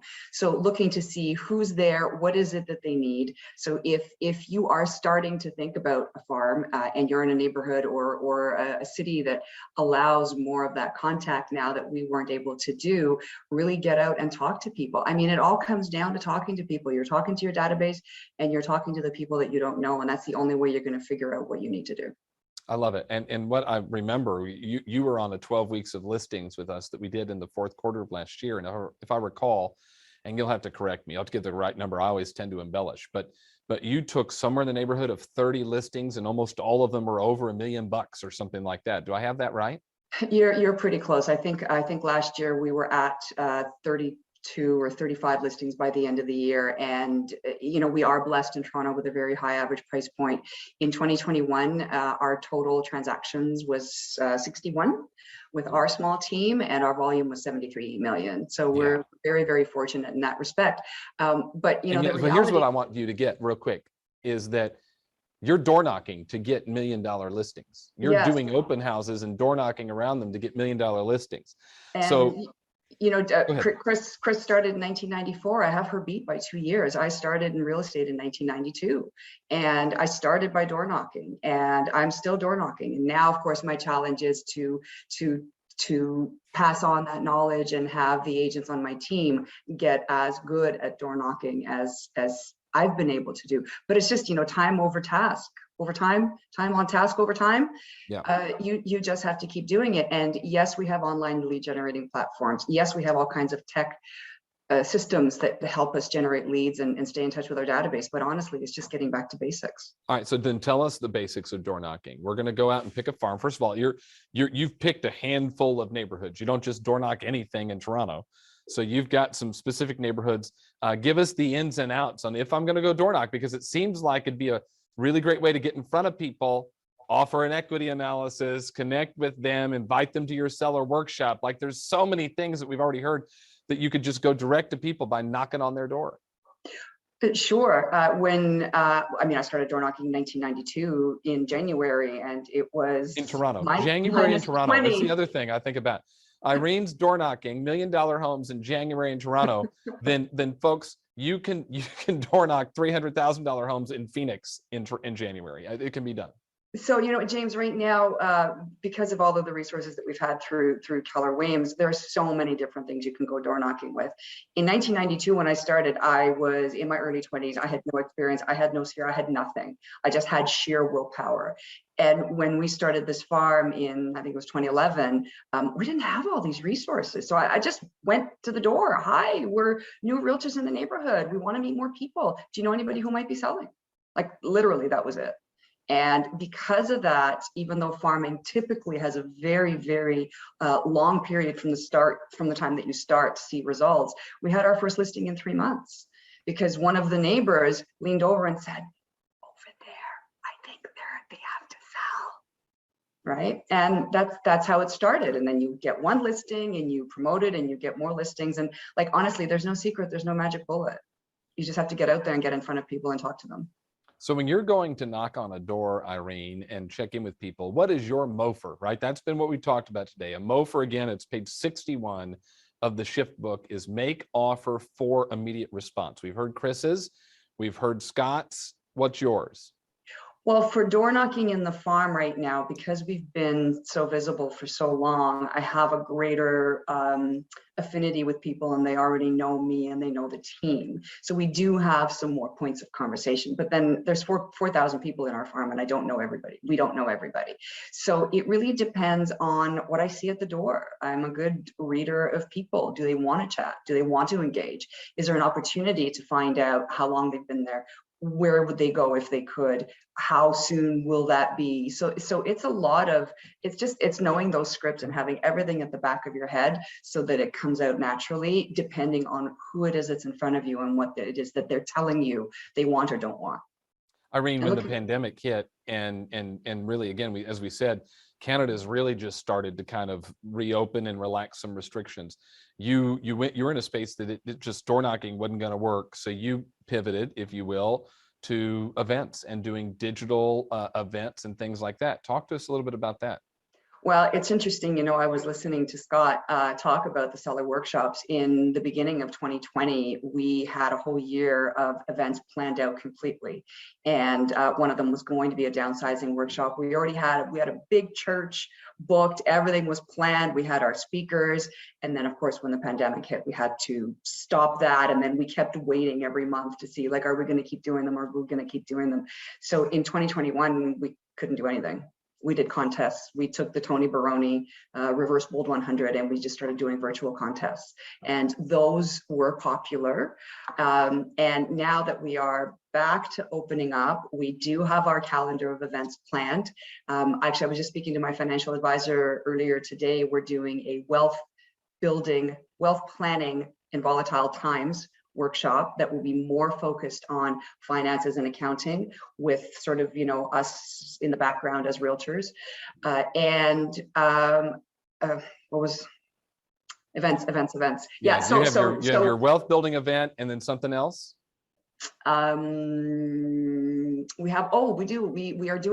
We're getting really good at the contests. So we've now given away, we gave away a weekend away in Niagara, which is outside of, it's sort of Southern Ontario. We've given away a giant red egg. They're red in Canada. We've given away a snowblower, and our big contest coming up for the end of this month is a big spring clean sweep. So it's interior cleaning, window cleaning, and landscaping package. So we're in the absence of being able to get in front of people, and I mean, now we're going to be able to do that a little bit more and do micro events. I do micro events in the farm as well. We do mani-pedi ladies nights. We're hoping to do something for the gents, like we're thinking scotch and cigars, something like that, where it's smaller, 15, 20 people instead of bigger scale. So we always have to look, you talk about the market of the moment. We have to figure out, what is the temperature of all of our clients? Are they going to be open for an in-person event? Do we have to look at hybrid events? Like, we're sort of, it feels like we're pivoting every week. Yeah, no doubt about it. Well, and it's so Canadian. You're giving out red, green eggs, snow blowers, doing spring cleaning. And I remember in the fall, you were giving out all of your leaf bags that had your logo on it and all that kind of stuff for people to use. Yeah. So. And you know what, we've started that as a team event. In the fall, we had we got 6 of the team members giving out yard bags. Up until then, it was always just me. So now we're doing twice a year. We're going to do twice a year. We have 2 big red wagons. We just go up one street and down the other, and we give everybody leaf bags. That's not exactly door knocking, because we're not going to the door to talk to people. Right. It really gives us an opportunity to engage with people who are on the street. I love it. Be engaged in the community and know what's going on. Thank you, Irene. This is great. Scott, great job. Chris, great job. All great ideas. I thank you for sharing. The idea again is figure out what is the way you A, get in front of your people, and then B, what is the MOFR? What is it that's going to inspire them to respond? Chris gave it to you through the equity analysis, which Chris, quite frankly, it's a CMA, right? You can do a CMA in your MLS, or you can jump in and do a RPR is a very common thing people like to do from National Association of Realtors. You're doing that. Scott, you guys are offering your seller workshop where people can come and learn about the process. And Irene, you're staying engaged with your community. All of those things matter in a market like this, and it keeps you out in front, right? It keeps you out in front. So if the market starts to slow down, you've got a pipeline of people. Chris, Scott, Irene, thank you for taking time out to join us today. We honor you and appreciate you. All the best. Thank you. you. My pleasure. All right, you guys got great ideas. And again, it goes back to page 61. Direct offers seek to generate immediate responses to buy and sell, and indirect offers seek to generate immediate responses for something from you other than to buy or sell. What we're looking for right now in this market is people who are ready to transact right now. And our job is to reach out and find those people. That's what we're doing. Okay, so we have spent the entire first hour and 15 minutes talking about an economic shift and then what you got to do to get in front of your people. But the truth is, that's not the only shift we experience right now. Now, when Gary and Jay wrote the book, it was all about an economic shift and how you stay in front. But in 2022, we experience a value shift as well, where you've got different companies starting up out of the blue, and they're going to do all sorts of different things to add value to the consumer. And then you start to hear the real estate agent is going to be less valuable than before, which is absolutely not true. Actually, more people are using a real estate agent now more than ever before. And so we've got to be able to know what our value is while understanding the value that our competitors offer, because our competitors offer value. They're not all bad. It's just we might offer it too and don't explain it really well. So when I was thinking, how do we talk about a value shift? Who would be the person? And it took me about a half a second to realize Jason Abrams is the guy. He's the head of industry for KWRI. Jason, thanks for jumping on with us during our shift workshop. We're excited to have you. Oh, it is an honor to be here, and thank you everybody for being here. Whenever you're working on the business, you should be honored, and taking time out to learn is the key. Oh, well, I'll tell you, this has been a hit. We broke Connect for a few minutes today. So people are watching it like crazy, which is great. Truth is, like I said, we just spent the first hour and 15 minutes. Jim Talbot was on going through numbers with us. We interviewed some agents about what they're doing to stay active right now. But that's not the only thing going on. Our industry is going through kind of a revolution of its own, and that's what you study every day. What should agents know about the industry as a whole from you? Number one, I think the things that we know are good and true, which is that relationships are where the real wealth is, and that people want a more human experience more often is winning the day. As a matter of fact, we're seeing more folks send referrals to real estate agents than at any time before over the last decade. We're back now up to 48%, and that was from a low of 41%. This is to say that in the battle between humanity and swiping right to buy and sell a house, James, we're winning. Well, that's good. I mean, and the data from NAR tells us that, I remember a couple of years ago, like literally more people than ever used a real estate agent to buy or sell property. So that the idea that we're going to move the whole thing online is doesn't seem to be coming to fruition. And yet we're doing stuff online. Yeah, 100%. The fascinating thing we talked about at a family reunion was that the millennials are doing business more through repeat and referral than their predecessors. Meaning, like everyone keeps saying the next generation will be the one that does everything online. And then you look up and say, not according to any data, but there's an argument to be made that the consumer right now, in all of the ways that they transact business, is falling into relationships with companies that provide certain buckets of value. And you can see these buckets of value across all of the different type of businesses that you're either starting to use or you're going to be using more of. And it's a really simple equation that it came out actually of a Netflix sort of idea, which was there's only three things that every consumer wants for any online business. And we talked about them at the beginning of 2020. We got to hit on them again. It's the first idea here is the word unique. And I'm going to just put a U. Unique means unique to you as the consumer. So if it's general information, it's important, but not very much interesting. Gary says it's probably like a bathing suit. What it reveals is interesting. What it hides is vital. Oh my God. And this is why you need to have unique information, because James, if I told you that the average weather in the United States today was 71 degrees, you'd still have no idea how to dress wherever you are. That's right. So when you log into Netflix and it tells you exactly what it thinks you want to watch, that's unique. When you log into Amazon and it tells you what it thinks you want to buy, that's unique. When you go to that company that rhymes with Billo and type in your address and you get a value, it's unique to your house. You didn't type in your address and get the value of your friend's house or the average in the neighborhood. You got your house. That's unique. Yeah. So now it's funny that you say that real quick. I got to tell you, because you bring up Amazon. I logged into Amazon today and they have a little thing. It says, shop your everyday essentials. All Yeah. right. And so for my everyday essentials, it's a case of water, hand sanitizer, face masks, and sweet tarts. I don't know how they've come up with that list, but that I can promise you it's unique to me. Nobody else is logging on to Amazon, and those are by the way, they call them my everyday essentials. So I tell you what, apparently it's an everyday essential to have a sweet tart. Your everyday essential is I'm traveling on an airplane book. Yeah. I'm going to have all those things, but that's exactly right. And so that becomes valuable information. So we have this idea of unique. And so right now, if you're playing along at home, I want you to get out your notepad and a pen, and I want you to write down all of the unique touches that you're having with your data bank on an annual basis. And here's what I'm afraid of. Some of you are saying, I don't have any. Like I send a postcard, but it's the same to everybody. And I send an email and it's the same to everybody. We got to have unique.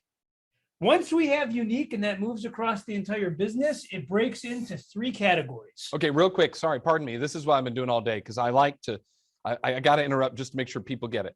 When you're saying unique, you're not saying come up with a unique marketing piece. You're saying what's unique to that person in your database. We got to put our people in buckets. It's the bullseye from MREA. You got your allied resources, your top 50 or top 100, and it grows from there. And we're going to communicate with each of those groups differently, right? That's what you're saying. It's exactly right. And here's a great way to remember it. If I sent all of you a birthday card today, it would be the worst mistake of my life. But for one of you, it would be an amazingly unique touch. Yep, right. And that's the idea. So well, is that the easiest unique touch, is just to send the birthday card and call them on their birthday? That's a layup. It's probably the easiest. The question is, does that actually add any value to the consumer? Fair. And so I get a birthday card every year from my insurance guy. His name is Ron. They're all named Ron for some reason. But Ron sends me a birthday card. And because that's the only thing he does for me, it doesn't really feel really special or unique. Like it kind of feels like he doesn't know me at all and he's sending me a birthday card out of obligation. I don't need that in my life. And that's kind of what these buckets are about to symbolize. So we know it has to be unique. The first thing is it's got to be unique information. Unique information in, let's see if I can get that to focus for you. Unique information. So what's a unique piece of information for anyone that you know that lives in a house? The first one, and I leave you a pause because everybody learns in the pauses. The first one you would say is the value of that house. Love that. That's right. What else would be a unique piece of information? Which, by the way, is why we spent 20 minutes on an equity analysis today, because that's unique to them. All right, keep going. If all you did was that, if all you did was contact every single person in your data bank in a TCPA friendly compliant way and told them what their house was worth, you'd be so far ahead of the game, it wouldn't even be funny. Well, Chris, who is on with us, has done 14 listings this quarter. So the first 10 weeks of the year through an equity analysis.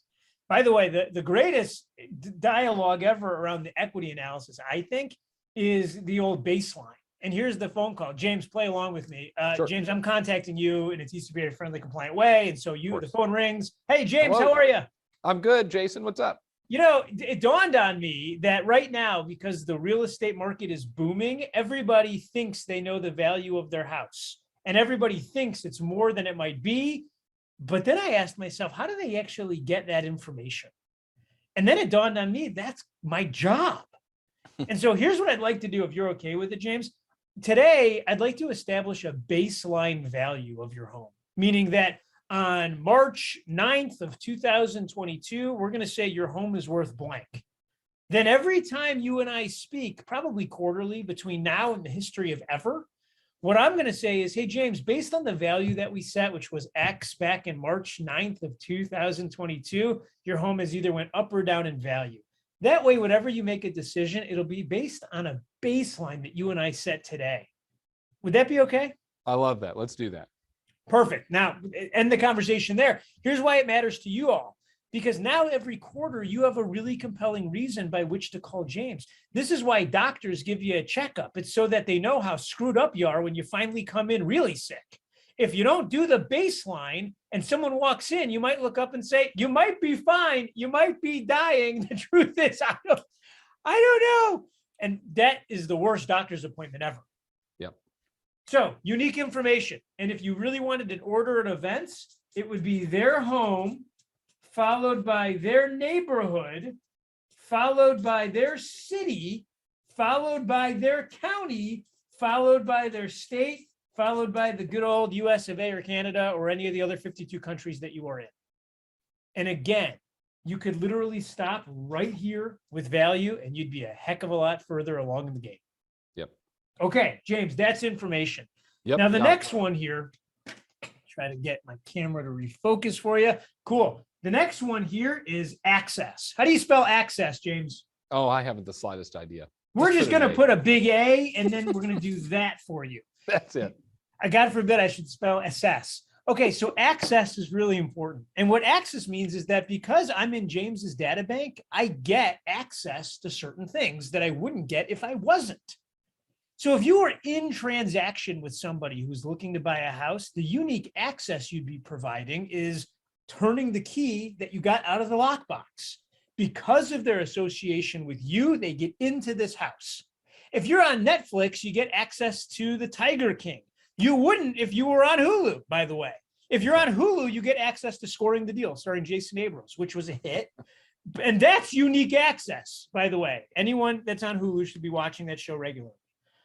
With other points of access, it might be a digital client event. Maybe you're going to go to Google and you're going to Google Speakers Bureau digital offering.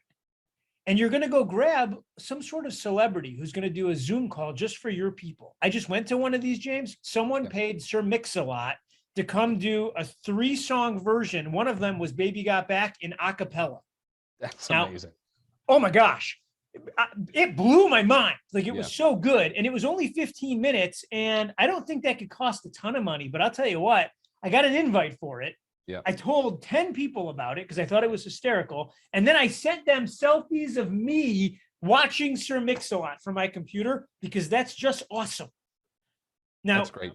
some of you are thinking that's not for my data bank. Cool. Hire someone else.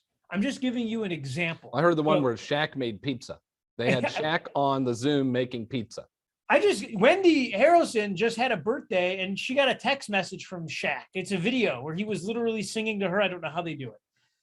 That's unique access. The client events are unique access.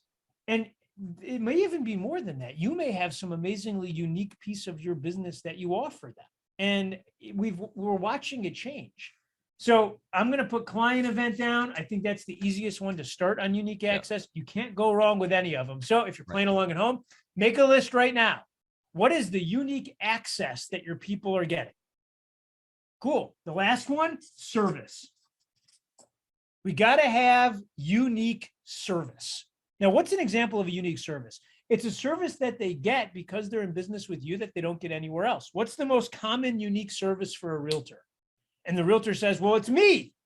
The unique service is that I answer the phone no matter what I'm doing 24/7. I got sand in my laptop because I take it on vacation. I'm the unique service. Yes, by the way, in transaction, you're probably the unique service. The lockbox key is probably the unique access, and the unique information is probably the CMA on the home they're buying. You're doing this in transaction.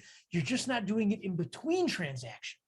So what's the number one unique service that you could be giving to people in between transactions? I'll give you a couple examples.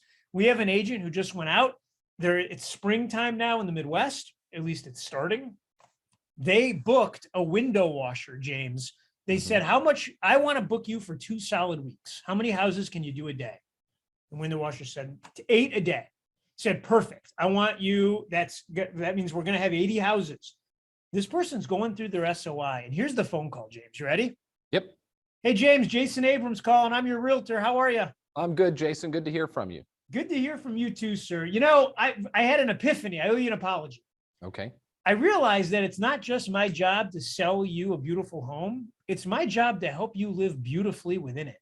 Yeah. And I realized that. And here's what I did. I ran out and I found a window washer who I hired. When was the last time you had the exteriors of your windows washed? 5 years ago. By the way, it's probably time. Do you Yeah. mind if I send someone over to wash the exterior of your windows for free? How quickly?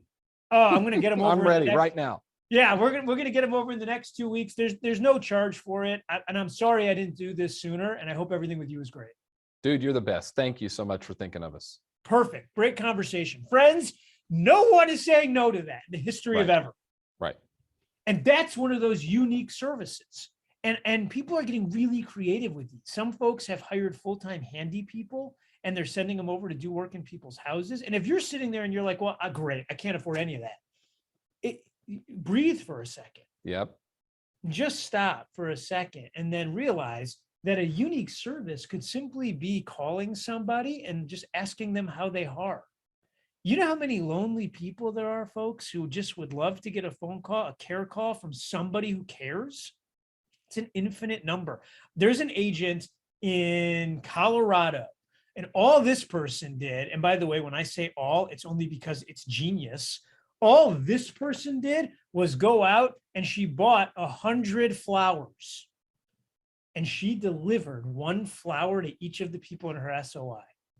And I got to tell you, that changed her entire business. She got 3 referrals from doing the 100 flower delivery. And at the average sales price in Colorado, she's going to make herself $45,000 because she spent the time to do it.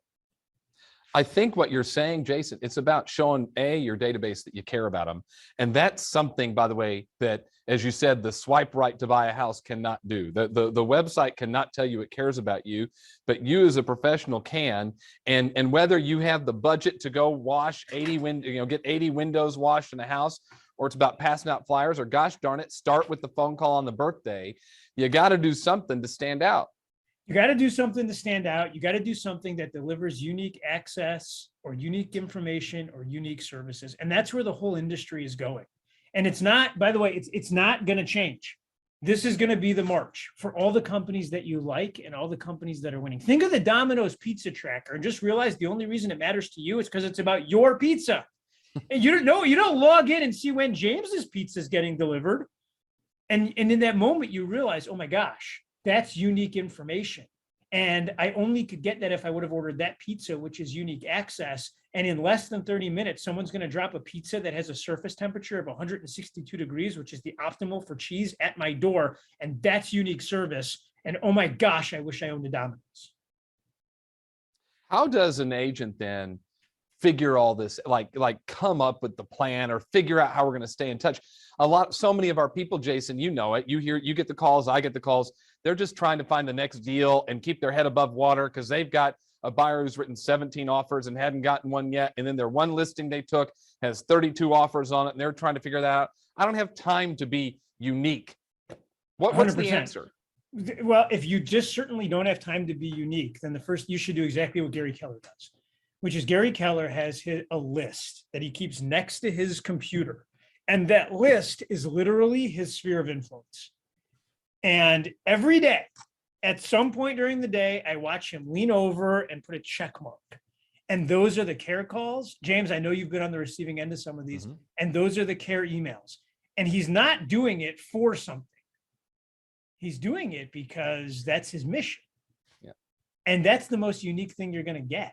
And that doesn't take any extra time, because the truth is, if you haven't put any time in your life to talk to the people that are important to you, you're not living a life worth living anyway. And that's the bare minimum that all of us can be doing. I want to, James, do I have one more minute? I don't know. Dude, we got like another 15, so keep rocking. Listen, I want to listen to this. I want to read you guys something. It's from this book called The Alchemist. If you haven't read it, it's worth a read.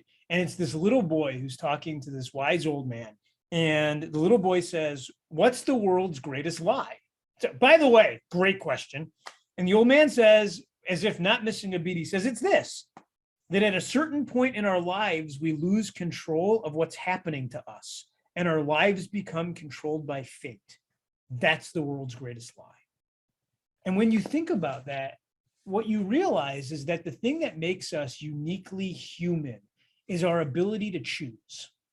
We wake up every day with our ability to choose every part of our day. Now, the ability to choose can't be taken away from you. It can only be forgotten. And the amazing thing is how easy it is in the human condition to forget that you have this ability to choose and to feel like the choices have either already been made or somehow you get less choices on a daily basis. The truth is, it's the complete opposite of both of those things. And so we can wake up and choose to make the same amount of money. We can wake up and choose to have the same resistance in our lives. And this is an interesting word, resistance, James, because you wake up every day and you might not be able to put your finger on it. But have you ever swam up current? Have you ever tried to walk in a stiff breeze and you're like, gosh, I can't see it, but I sure feel it? That's why resistance becomes the most dangerous thing on the universe in keeping you from getting the things that you want, because it shows up as procrastination. It shows up as saying it's too complicated. It shows up as saying this would work for others, but it won't work for me, as opposed to if not me, then why not? And so I'm going to give you the answer for this. The answer to get past resistance is the easiest process. Number one, you have to acknowledge that we're all feeling it. And by the way, I don't care if you're a billionaire. I don't care if you are starting out. I don't care if you're a business owner. I don't care if you're an employee. We are all feeling personal resistance in some place in our life. Right. And the more that you're feeling, by the way, and the more scared you are, use that as a compass to know that whatever you're tackling is worth tackling. Well, Dave Jenks said that, by the way. Dave Jenks would tell you, use fear as your compass, right, to keep going forward. You're exactly right. And so if you're terrified, or if you're stuck, or if you just can't get out of the bed, just know whatever that thing is that you're stuck from doing, you're on the right track. Celebrate the fact that you feel this resistance. Then number two, we have to ultimately decide, and we have to make a choice. I feel the resistance, it sucks, and this is the thing that I want.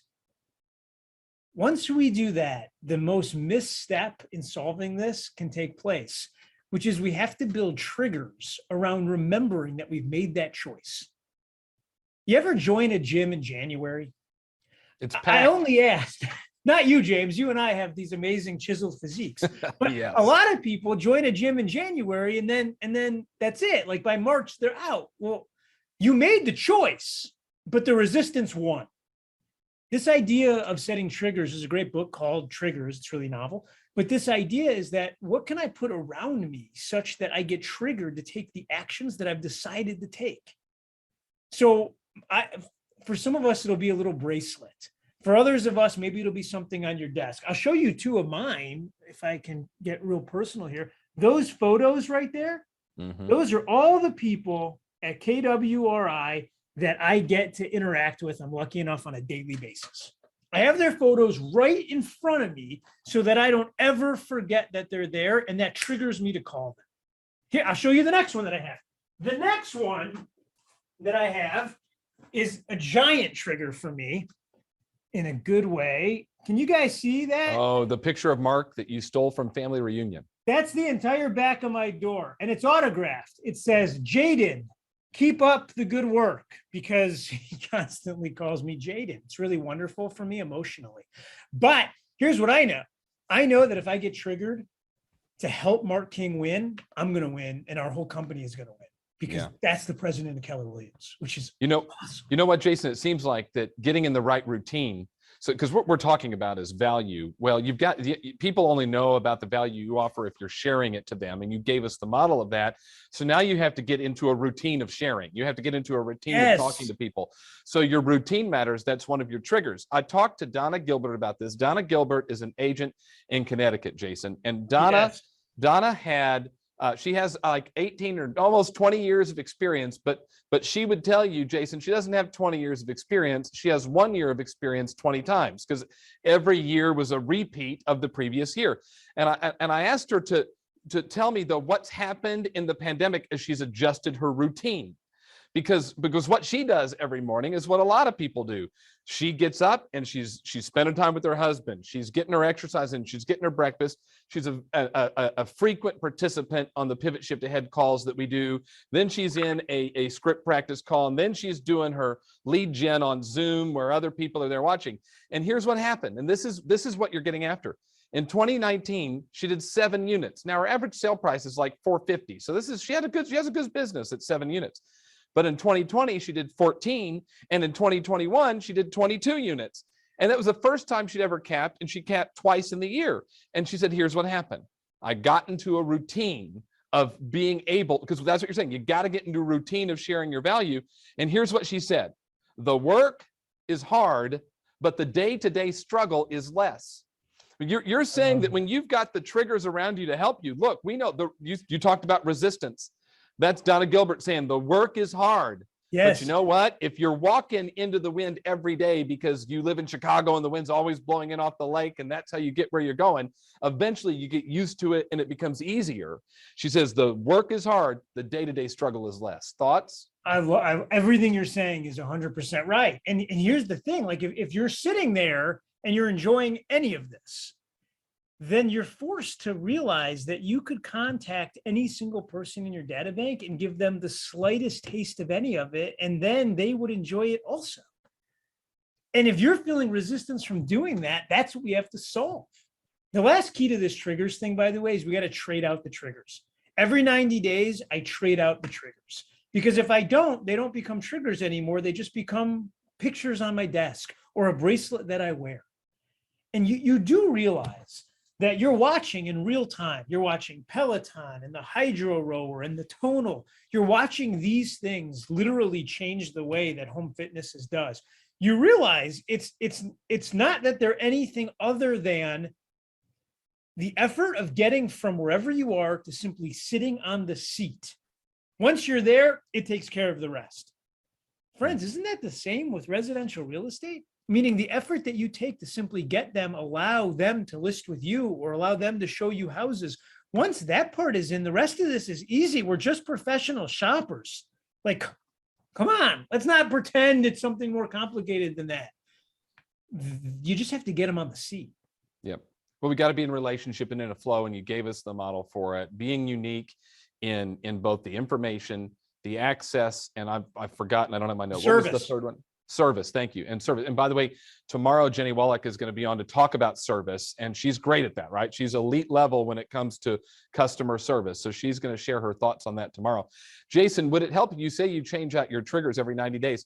Do you have my cardboard cutout from Family Reunion? Is that No, where it this and is you're the one gonna I'm put it keeping on there? my desk for you right now, James. So a punching glove. You're too much, dude. I got it right here. But here's what I'm going to tell you. I'm going to let you go, but because I want to leave you with this. It's going to blow everyone's mind. You all ready? Yep. Ask yourself right now, KWU, which is, it's not just arguably, it's like the debate ended actually 9 years ago. We just allow people to keep talking about it. It's literally the greatest source of education that our industry has ever seen. Now I want you to ask yourself, unique information, unique access, and unique service. Was I describing Netflix, or did I literally just tell you why KWU is as magical as it is? You're awesome. And when Thanks you for- realize I did, that's the moment. You're the best, dude. Thanks for celebrating our team. Thanks for being on to share and adding so much value, Jason. We appreciate you. All the best, man. Thank you so much. See you guys. You got it. Good stuff. All right. So Jason told it to you. You got to provide unique information, unique access, and unique service. And it doesn't have to be washing windows. It's just you got to be in a flow with your database and checking in with them. You know, as he was talking about this, the thing that came to mind to me is a lot of time. By the way, put your ahas in the chat because Jason just knocked it out of the park. And I'll share some ahas in a second. I know Grace will send them to me, and I'm watching the Zoom and all that kind of stuff. So make sure you share your ahas. Here's the thing is that we have a responsibility to stay in front of our people, because if not, someone else will give them a unique experience and they'll get in relationship with them. I think the easiest thing to do is to just call them and check in on them. And if you look at what we heard from Chris earlier on the equity analysis, what we heard from Scott earlier on the seller workshop, and what we heard from Irene earlier about doing contests, staying in touch, knocking on doors, those all allow you to be unique. But one thing you can do by being unique is do something most real estate agents aren't doing, and that's call and check in on people and see how they're doing. You know, the care call is the number one strategy right now to stay in front of people. And there's a model to the care call. It's the 3 C's. The 3 C's of the care call are care, compassion, and common sense. You call and check in. Just calling and check in shows that you care. Then you have compassion about whatever their situation is. Just ask, how are you doing? What's going on in your world? And they share with you whatever's going on, and you have compassion toward that. And then common sense tells you whether or not you're going to bring up real estate. They'll probably bring it up themselves. And that's it. Quite frankly, the only lead gen call you have to make at any time is a care call. And if you do that, you'll have more business than you could ever imagine. But here's the deal. If you don't do it, then they don't know you're there. do me a favor, and it'll take a second because there's a little bit of a delay, but do me a favor. In the chat, I want you to type in, what is the opposite of love? Okay, so when I say love, I want to know, what do you think is the opposite of love? And I want you to type it in the chat right now. What word would be, in your mind, the opposite of love? Type them in the chat and tell me, let's see what we get, because I think we're going to get some interesting responses to this one. So we're putting whatever the opposite of love is in the chat, and I'm just waiting for it to roll in. Here we go. Okay, hate is a big one. A lot of people say hate, but here's the thing. If you look at love, does love carry a lot of energy? There's a lot of passion behind love. And does hate carry the same kind of energy, right? And that's a high energy word too. The opposite of love is apathy or indifference. And I see some of you got that now, that the opposite of love can be apathy or indifference. Well, let me ask you this. If you say you love your database, but you never call them, you're indifferent. You have apathy toward them. They never hear from you. I don't even care enough about you to communicate with you. You have a responsibility to reach out to your people. You absolutely do. And so that's where we're going to go next. And here's what I'll do. George, I'm going to share my screen, and it's going to get really fancy here. So just bear with me, and I'm going to share the screen, and there we go. All right, hold on. So George, let me know if we're good. And I got to get up to the screen that I want. So give me just a second. All right, George, we're ready. So we can show everybody what's on the screen right now. Because what I want to do is this has been about bringing shift into 2022. The book came out in 2008. The workshop that we're kind of using as the model today came out in 2019, and yet so much has changed. And so we kind of broke it down this way. Overview of what's going on in the marketplace from Jim.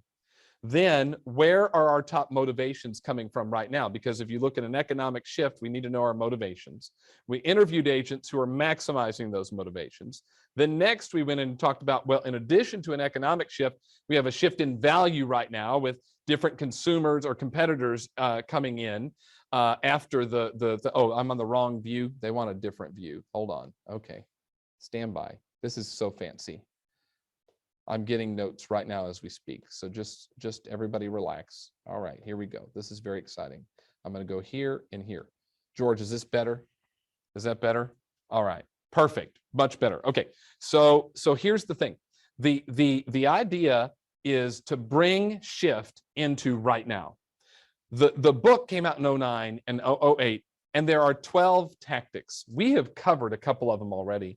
And we're going to cover 4 more tomorrow. But I think it's important that we do an overview of all 12 of those tactics. So that's what I'm going to go through right now.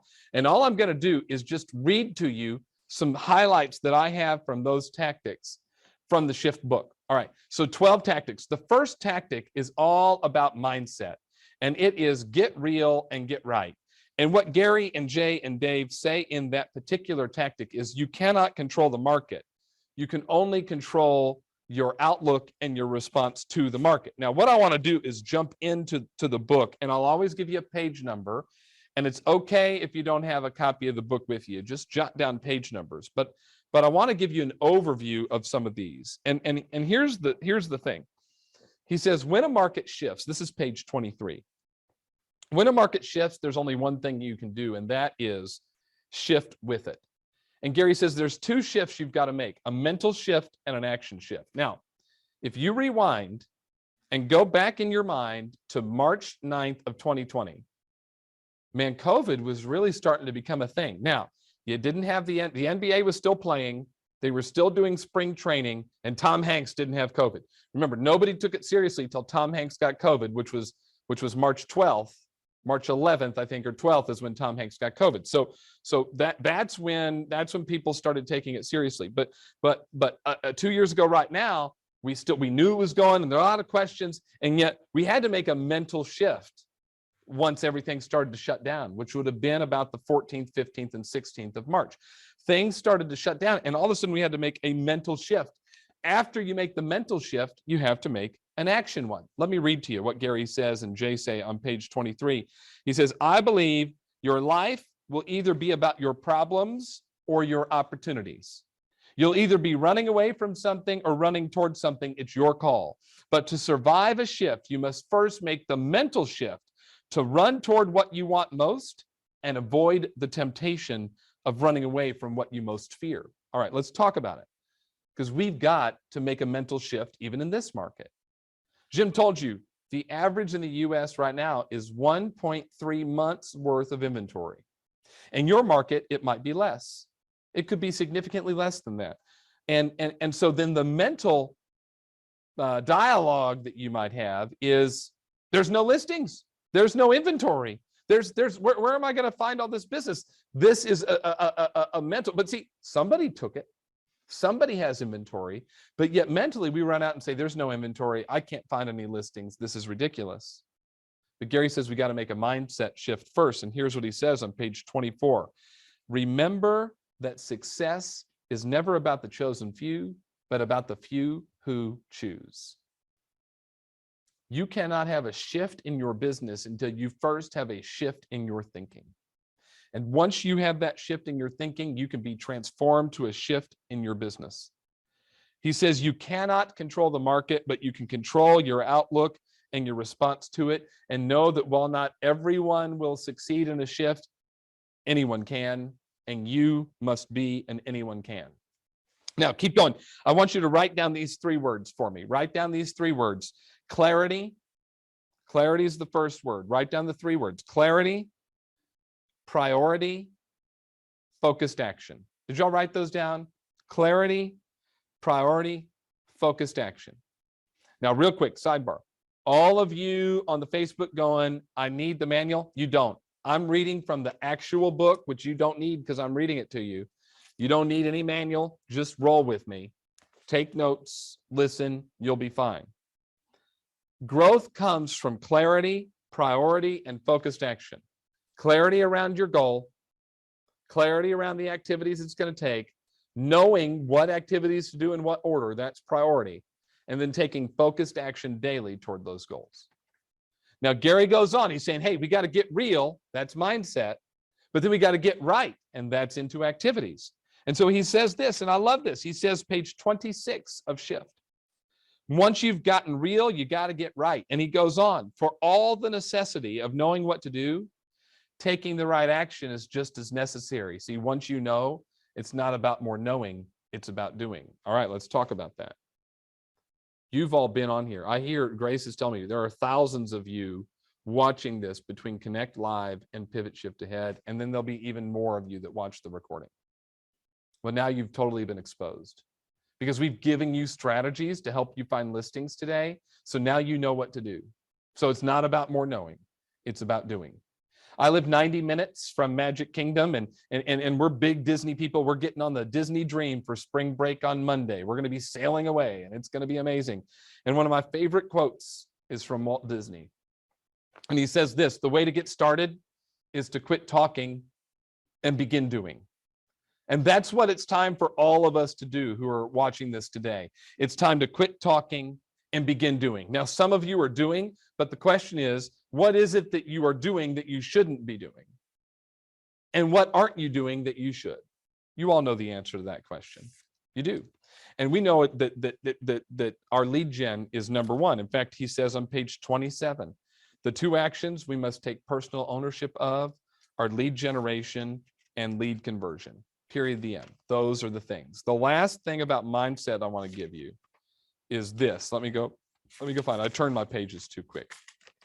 Last thing about mindset I want to give you is page 28. Here's what Gary J. and Dave say on page 28 of Shift. As business analysts had often pointed out, the seeds of failure are usually sown during times of success.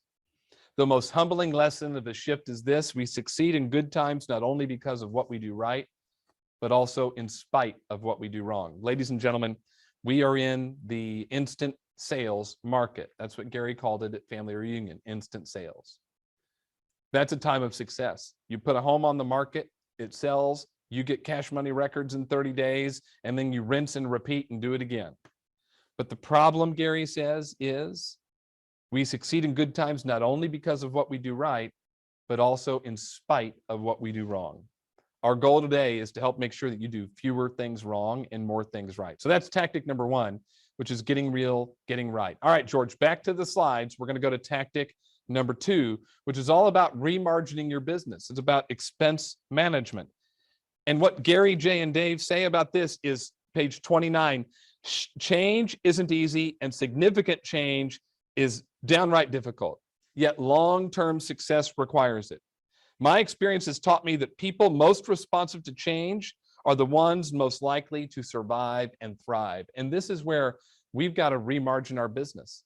The challenge that happens in a market like this, when you're making crazy money, and some of you watching this are making absolutely crazy money right now, the challenge that you have is that when you make crazy money, you spend crazy money.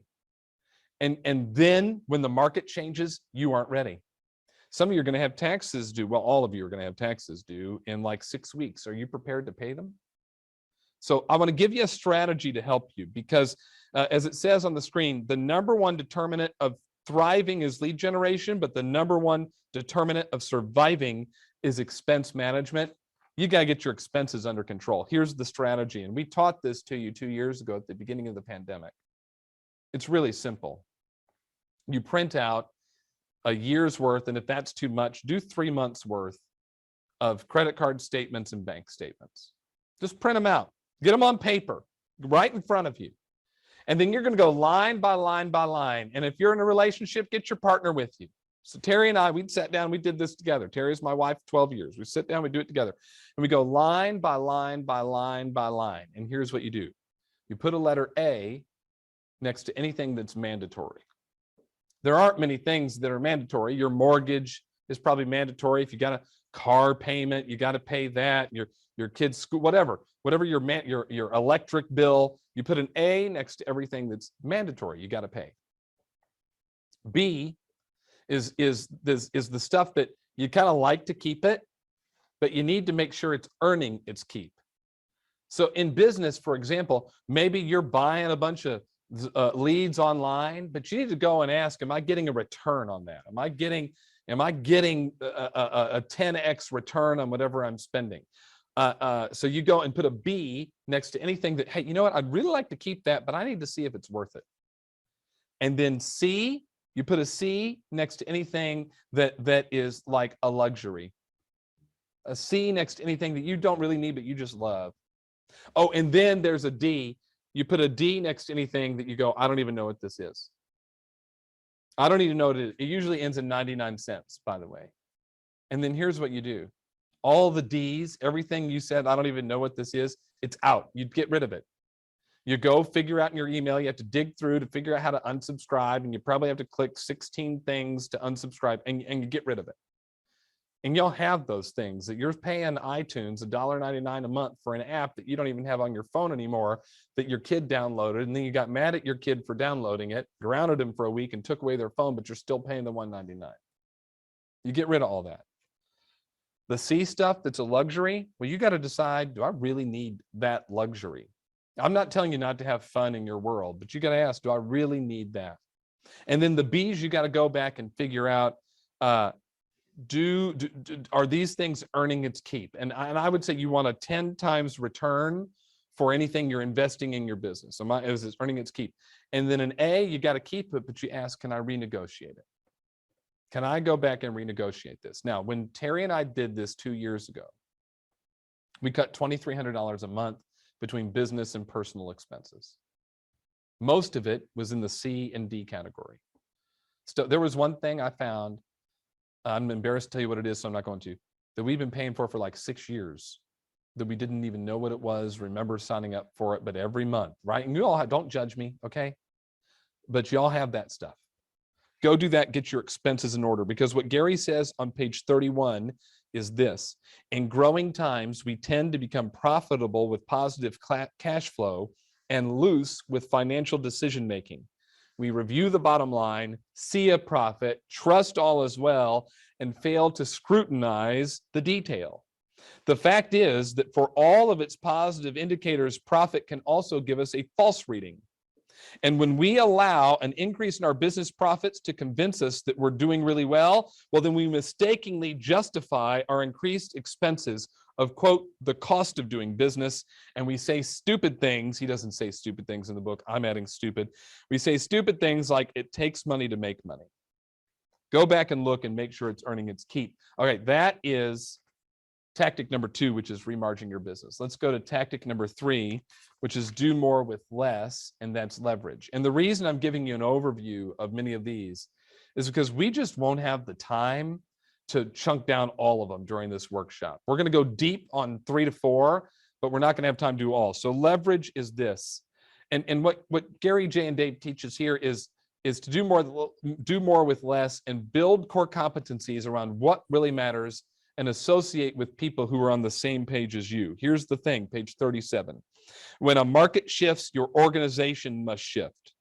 This is your opportunity to evaluate, upgrade, and top grade your business. Now, we are in a fascinating time right now when it comes to finding leverage.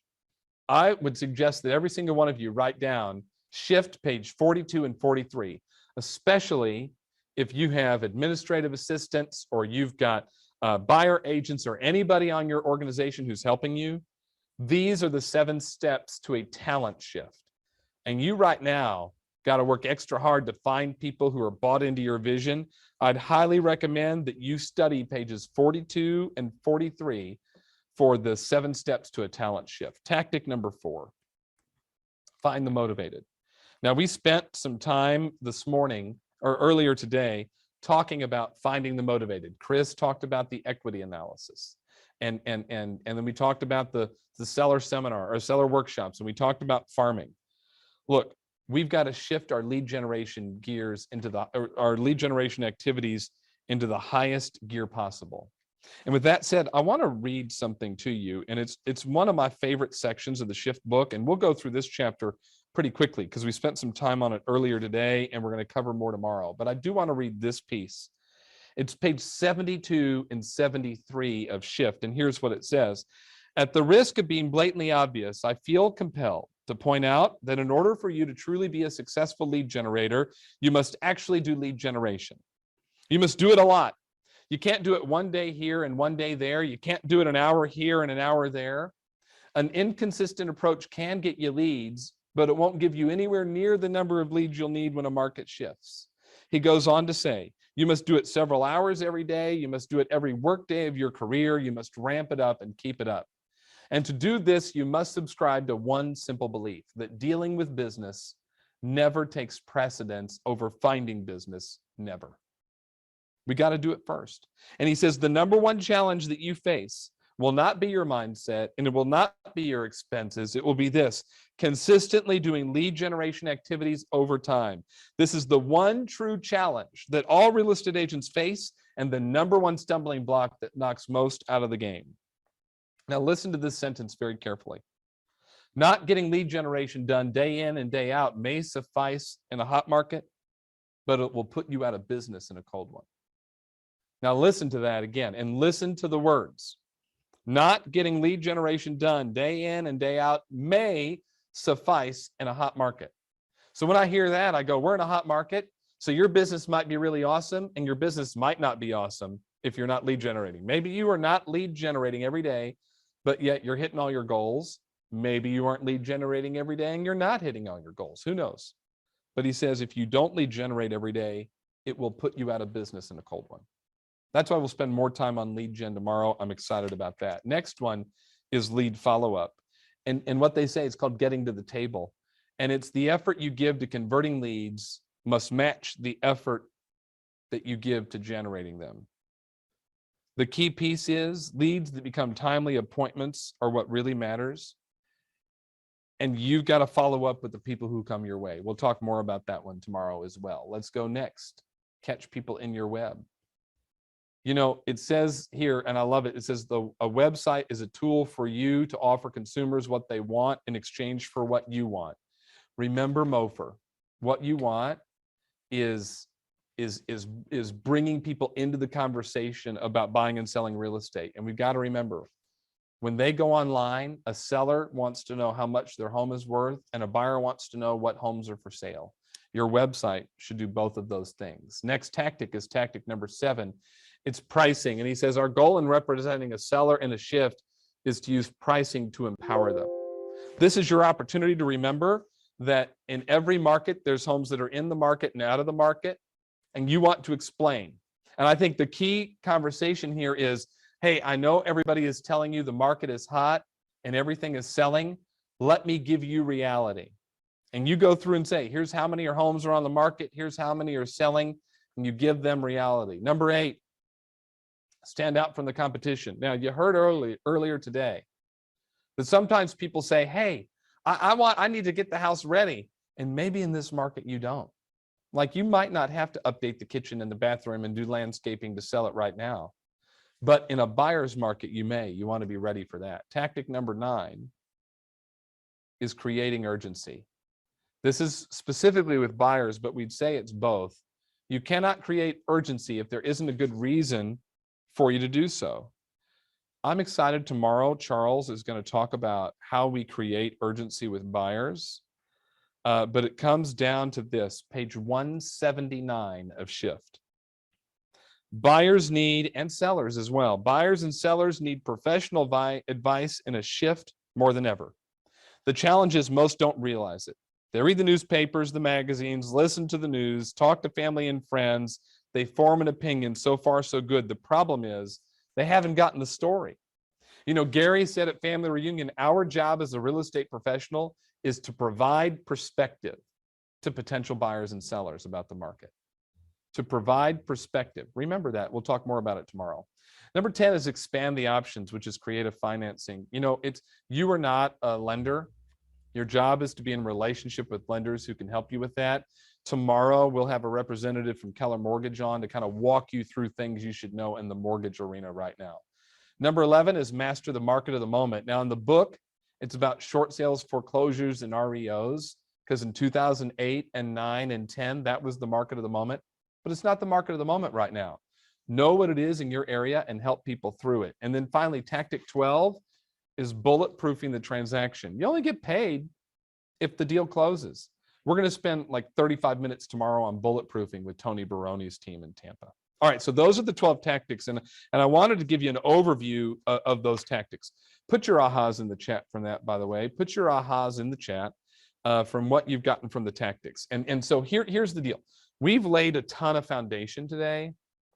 What we need to do now is help you know if you're winning. And the only way you can tell if you're winning is if you know your numbers. Now, the challenge with some of this is, let me go up here. The challenge, George, can we put the screen back up? Because the challenge with this is knowing numbers for a lot of us doesn't come natural. And this is where we've got to have our conversation about going from E to P. This is one of my favorite things I've ever learned from Gary Keller through the 6 personal perspectives, and that is this.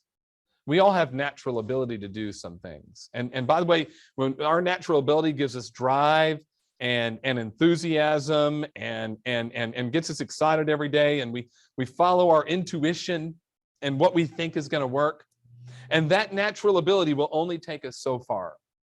And then what happens is we hit a ceiling of achievement. You see it right there, a fundamental ceiling of achievement. We hit that. And when we hit that, we have 2 choices. The first choice, by the way, that most of us make is we go through a period of resignation, disappointment, and frustration. If you in your business at any point are feeling frustration, resignation, or disappointment, all that means, that's actually a great thing. I just want to be real transparent with you. You cannot grow until you are disappointed, frustrated, or frustrated about something. Otherwise, there's no reason to grow. So when you feel disappointment and resignation and frustration, celebrate that. Because it means you've hit a ceiling and it's time for you to grow. But what most people do when they experience frustration and resignation and disappointment is they move to greener pastures. They say things like, I didn't really want to grow a team anyway. Maybe I need to go to another real estate company. You don't. Maybe I need to get out of the business. You don't. What you just need to do is have a breakthrough.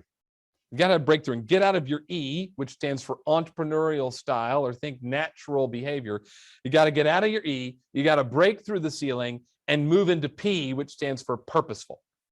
Now, in order to do that, there's only 3 ways that you can go from E to P: training, coaching, consulting.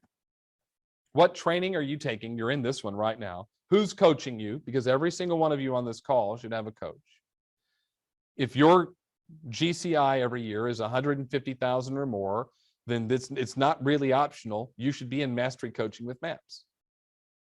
If it's between 75,000 and 150,000, it's not really optional. You should be in breakthrough coaching with MAPS.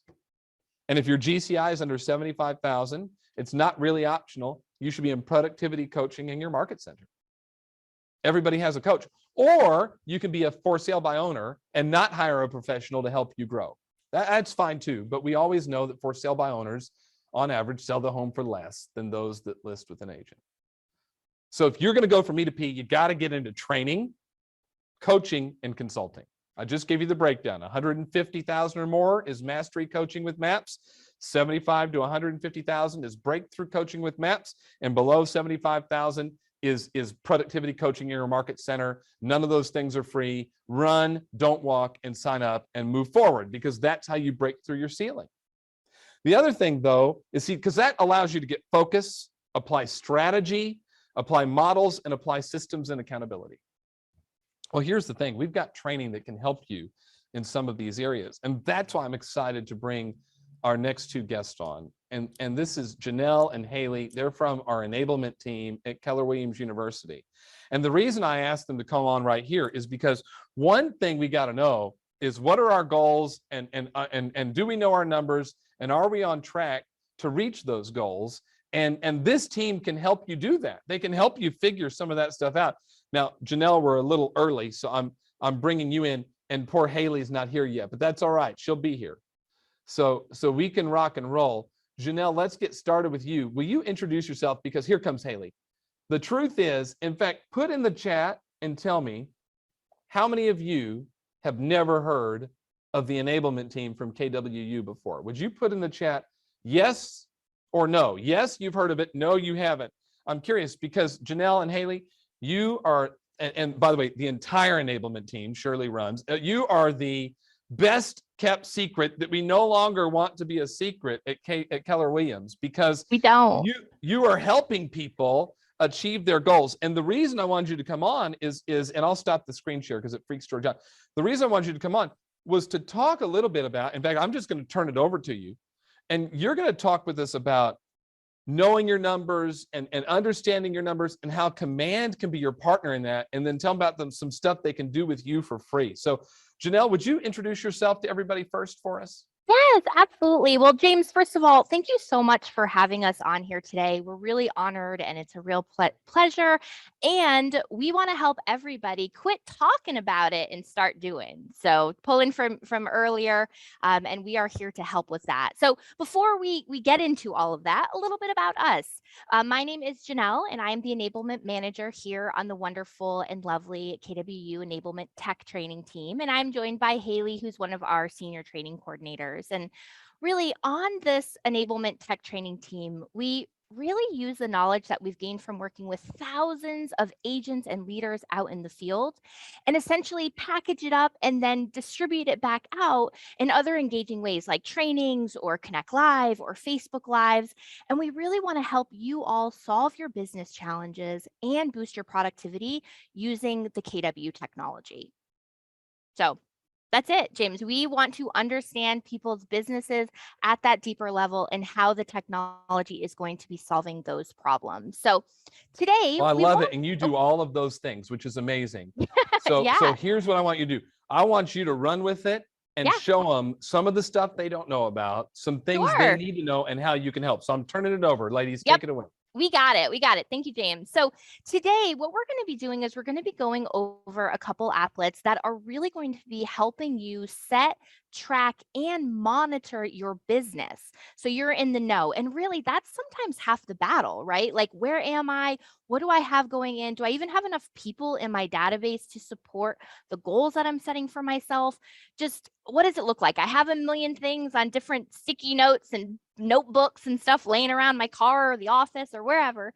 So we want to help you get some of that organization, some of that tracking, some of that setting done within Command. So Haley is actually going to be taking us through a couple of the applets here. And Haley, why don't you go ahead and take us through? Absolutely. Thank you so much. Happy to be here. Good afternoon, everybody. I like what James and Janelle said. There are lots of different pieces of Command that you might not know exist. And that's what really our team is passionate about. So today we're going to be diving into 3 different applets. The first one is going to be the reports applet, and I promise it's more exciting than it sounds. This is where you can really set up your goals and monitor them. We're going to dive into the contacts applet. This is where you can really find holes in your database and use a couple of our smart tools to help you maintain touch points and build strong relationships with clients. And arguably, the next applet we're going to go into is the most important, Janelle, and that's the opportunities applet. That's where you get paid. That's where all the fun transaction happens. So we want to dive in there and talk about how you can really customize that transaction management while making sure really each consumer gets that white glove service. So with that being said, are we ready to jump in? Okay, I'm going to go. Let's do it. I was like, I'm going to take it as you're ready to rock and roll. I'm about to share my screen. And when I do, I'm just going to take us first to the dashboard, because in case you've never been to that reports applet, I want to make sure you know how to navigate to it. So I'm greeted by my dashboard. I'm going to go ahead and lean on my red trusty KW Square, and I'm going to use that to allow me to navigate into the reports applet. Now, as we mentioned, and as we're really diving in here, the reports applet is really your go-to place to monitor your business, and not only on a holistic level, but really a granular one as well. So you can really see the breakdown of your efforts. And you might notice that this screen here looks a little bit familiar. It is going to be automatically on your homepage as a widget. But as you scroll down a little bit further here, you can really start to see and filter by which activities are logged into Command and how often you actually engage with your clients. Now, sometimes agents will tell me, I engage with my clients, I have touch points with them a lot more frequently than this. Why aren't those numbers reflected? And really that's because you haven't logged those activities into Command. And we're going to dive a little bit into that. But really the point here is you can gain a lot of insight into how you want to run your business and the reporting of the business based on what you put into Command. So I like to work smarter, not harder. I don't know about you, Janelle. Yeah, absolutely. And what's so cool about this is that I really am able to have that real-time tracking too, Haley. So as I'm going through and I'm doing my activities and I'm checking things off and I'm setting my goals, I can really see where I'm at. So if I need to turn it up a little bit or if I'm good, we never really want to take our foot off the gas here, but I at least can see, hey, I know what I need to do to help me reach that goal, because there's nothing worse than coming into your system and saying, I know I need to do something today, but I don't really know what I need to work on. And Command is really telling me that. I could start by, Janelle, you need to build out neighborhoods here. You need to find home anniversaries. Like the system is telling me the things that I need to do. And it's amazing for me just simply using it. So. Absolutely. And I love that you mentioned home anniversaries, because a lot of agents that do come to our trainings, they let us know, hey, maybe in a post-closing smart plan, or maybe I can develop a process that I can add people's home anniversaries as my workflow. So developing these, and after establishing where you can see where these key pieces of information come from, you can then start to adopt that into your business and even, grow that relationship even further. Well, Haley, this looks pretty complicated, right? So I might be looking at this being like, oh no, but Command is going to make it pretty easy for me, right? Like I just go through a simple kind of Kelly guide and I set up my goals, and it's pretty straightforward, I would assume, right? Absolutely. It's so funny that you mentioned that, Janelle, because you can actually set up your goals in Command through this goals tab at the top. And we're going to come right back to reports because I don't want to ignore that. But notice if I click into this third tab, I have my goals versus actual. Now, if you come here, and mine's loading still, but if you come here and you notice that you do see all zeros, it's probably because you haven't yet set up your goals in Command. Now, you are more than welcome to come to the far right-hand side and dive into those goal settings, but I might know of a team that has a class or two that will help you develop those goals. So can you tell us a little bit about those? Yes, of course. I feel like I know a few people, but so of course, enablement tech training is going to have some really great programs that is going to help you not only set your goals, but really kind of take you through how you're going to be achieving those as well. So right now, if you're watching, there's going to be some links that are being dropped from Meg and Alyssa on our team. And it's really just going to be the link tree that you can click on and go and register for Implement Your Plan. This is a free training, Haley, where you guys are going to take me through everything with my goals, get them set. We know we're into March, but it's not too late, guys. So let's get into this. Let's set these goals. Let's be on track. Absolutely. Now, please sign up for our classes. We'd be happy to have you, but you can have that ability right here if you just dive in there and set those up yourself. So really either way is going to give you that insight that you're craving to develop those processes and increase your conversion. That's really what it's all about, right? So I want to navigate over here to this reports tab, and specifically notice if I click into this, I do have 3 different reports here.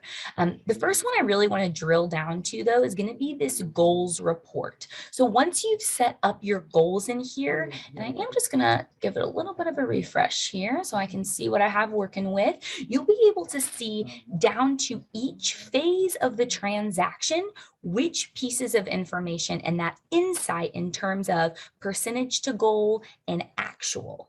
So right now it's giving me a little bit of an issue, but if you do set up those goals and you want to dive into those reports, these are going to be key pieces of information that you can use as a springboard in your business.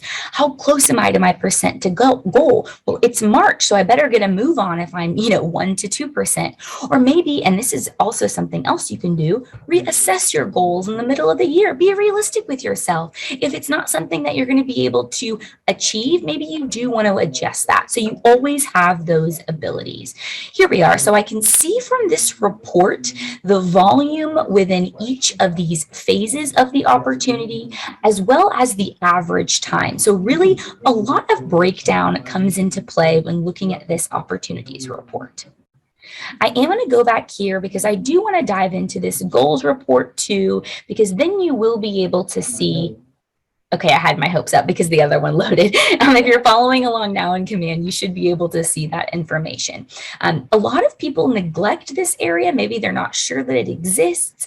So all you have to do is hop into reports and then click into that second tab. Now, I know we mentioned that third tab in terms of goals and setting those up.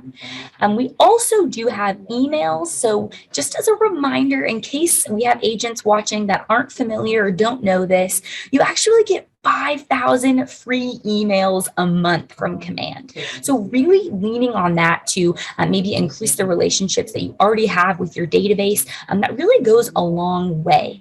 In terms of emails and in terms of building those relationships, make sure you have a value add in that email that tends to go a long way. And really the hardest part about sending emails is getting people to open them, right? So make sure you have a catchy title at the top, and that's really just going to, at the bottom line, increase that mind share for when they want to buy or sell real estate. We want them to think of you. Love that, Haley. So this is pretty awesome. And obviously we could spend the next couple hours talking about this. We get real excited and passionate about it all, but right. But so now what you're telling me is I can get in here, I can set my goals, I can really have a good picture of where I need to go and what I need to do. But how do I know if my database or my business is actually going to support some of these goals that I'm setting for myself? Like, because I know you mentioned, it's okay if we have to reassess things, or once we get rolling, maybe I overshot a little bit. Maybe I'm not being aggressive enough. So what's kind of the next step with this? Absolutely. You hit the nail on the head when you said business. Our database is our business. So I'm going to go ahead and move into the contacts applet and just show you a couple of tools that you can, again, use to develop those work processes, to develop those relationships. And at the end of the day, convert those into transactions. So when I come in and when I look at my database, the importance of really adding contacts and tracking activities is to build those relationships. And the activities you add here, as we saw, will actually roll up into reports. So if I'm looking at my database as a whole, I do want to just point out a couple of filters that you can lean on. The first one being just your leads filter. If I want to come in here and I want to say, do I even have enough enough leads in my database to support the goals that I'm trying to achieve, this is that one-stop shop for this. Well, it's a two-click shop essentially, but you'll come in here at the far right. I have my leads only. And once I hit apply, I can really then zoom into those people that might need extra attention, might need some, reeling in, as it were. So this is a really good area where you can, make sure that you're setting yourself up not to be disappointed at the end of the year, looking at those goals.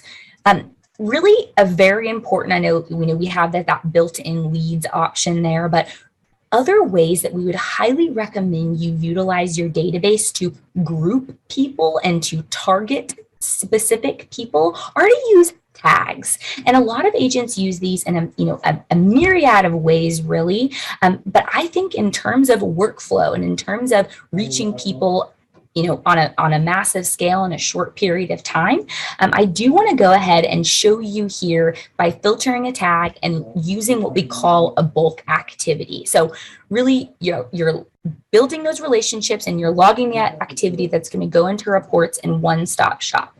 So first, I'm going to clear my leads. I'm going to come in here, and what if I wanted to reach out to all of my sellers for 2022? So I'm going to just pick on that tag here. I'm going to hit apply. And now very quickly, I can target these 16 people by selecting this list and either adding them to a smart plan, texting them if I'm using Twilio, or maybe I did something with all of my 2022 sellers and I now want to go back and add that activity. So you don't have to go through or dive into each contact card to add those. I can do it very swiftly by just coming in here and saying, maybe we just chatted about their listings. And I can easily add that activity. I can also come to the what we refer to as the meatball menu over here and add an activity as a one-off as well. So very easy to isolate, target, and add those activities, which what does it really boil down to? Bonding and creating those relationships. If we're looking back, Haley, at the previous screen when we were talking about setting our goals, everything really starts with the lead. So you're absolutely right. I want to make sure that when I'm coming in here, I'm looking at how many people do I have as leads that I then have to convert to contacts, that I then convert to transactions, that I then convert to the next thing and the next thing. So absolutely. I love, that it makes it easy for me to just get a quick little snapshot of that. And then if I don't have enough leads or, the numbers are a little off when I'm starting to compare what's in my database to what's on my report screen, then that can tell me what I need to do next. Do I need to run more campaigns? Do I need to do some more lead generation? What do I need to kick up? And the system is just telling me that. So I love how easy and everything's just kind of right at my fingertips, and I can do the tagging and it can keep me on top of everything. So absolutely. And speaking of easy, I would be remiss if I didn't mention some of the built-in smart views that are already at your fingertips. So even if I was showing you all this and you're thinking, oh man, Haley, I don't have any tags. I'm a new agent and I haven't really started diving into any of this. Not to worry at all. So at the top middle here, it's going to default all of your contacts, and you'll see it says Smart View All Contacts. So we do have built-in Kelly Smart Views that you can really lean on to develop those work processes as well. And the one that I want to highlight right now is Who Should I Call? So Command is going to show you contacts that you've not contacted in the last 30 days. So this I'm interrupting because sure. This is the whole point. And this is what I want everyone to get. I know this probably messes George up now that I'm talking, but here's the thing. The whole point of what we've heard today is that you must be in relationship with your database. Chris told you, if you're going to do the equity analysis, you got to follow a system and you got to know who you're talking to. We heard if you're doing a seller workshop, there's a system, you got to know who you're talking to. And what happens is now Command or whatever CRM you use, right? You use Command, we say use that because we got it for you, but whatever you use, you've got to communicate with it in a way. And what you're saying is I can log in now and it will tell me, you haven't talked to this person in forever. Get your hiney up and make a call, right? Like it's exactly. We got to be able to do that. Ladies, how important is that for someone trying to run their business? extremely important, James. And you know what's more important is not having this and not knowing where it is, but also having this information be wrong because you did not log the activities. So this smart view is only going to be smart for you if it's showing you accurate data based on what you've logged in Command.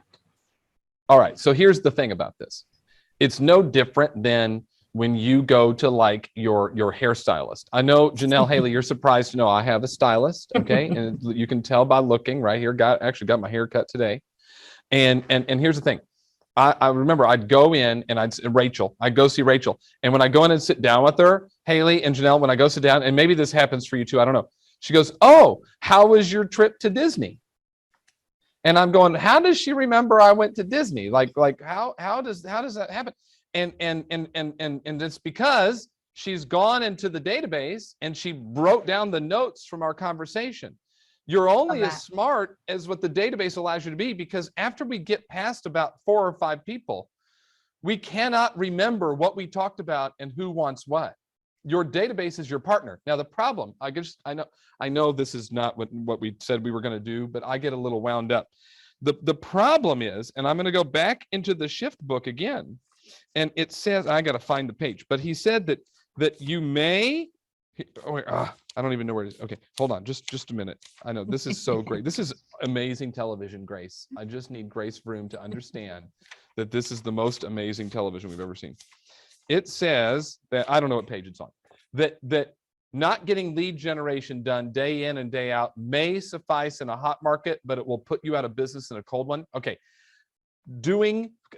Communicating and recording things in your database, like choosing to not do that, choosing to not put notes in your database and not schedule follow-ups in your database, boy, it may work in a hot market, but it'll put you out of business in a cold one. If you are not keeping track of your conversations and what's going on, you cannot possibly be in relationship. I just wanted to get that in, and then I won't interrupt again until the next time I interrupt, but I had to get that in.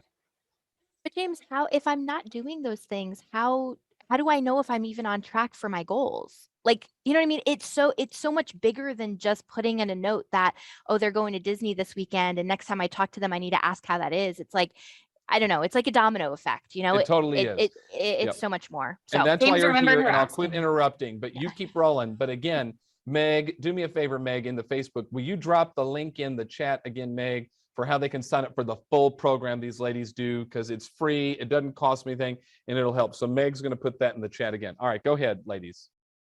Absolutely. And, we do have one more applet to get to, so I am going to go ahead and leave the contacts applet as it were. But just to highlight those of you who are watching this, we've only highlighted a few ways that the contacts applet can help you stay informed about your database so that you can build those relationships that really are necessary to meet your goals. So with that being said, though, I am going to go ahead and, or Janelle, is there anything else that you wanted to add here before we go ahead and transition to opportunities? Nope.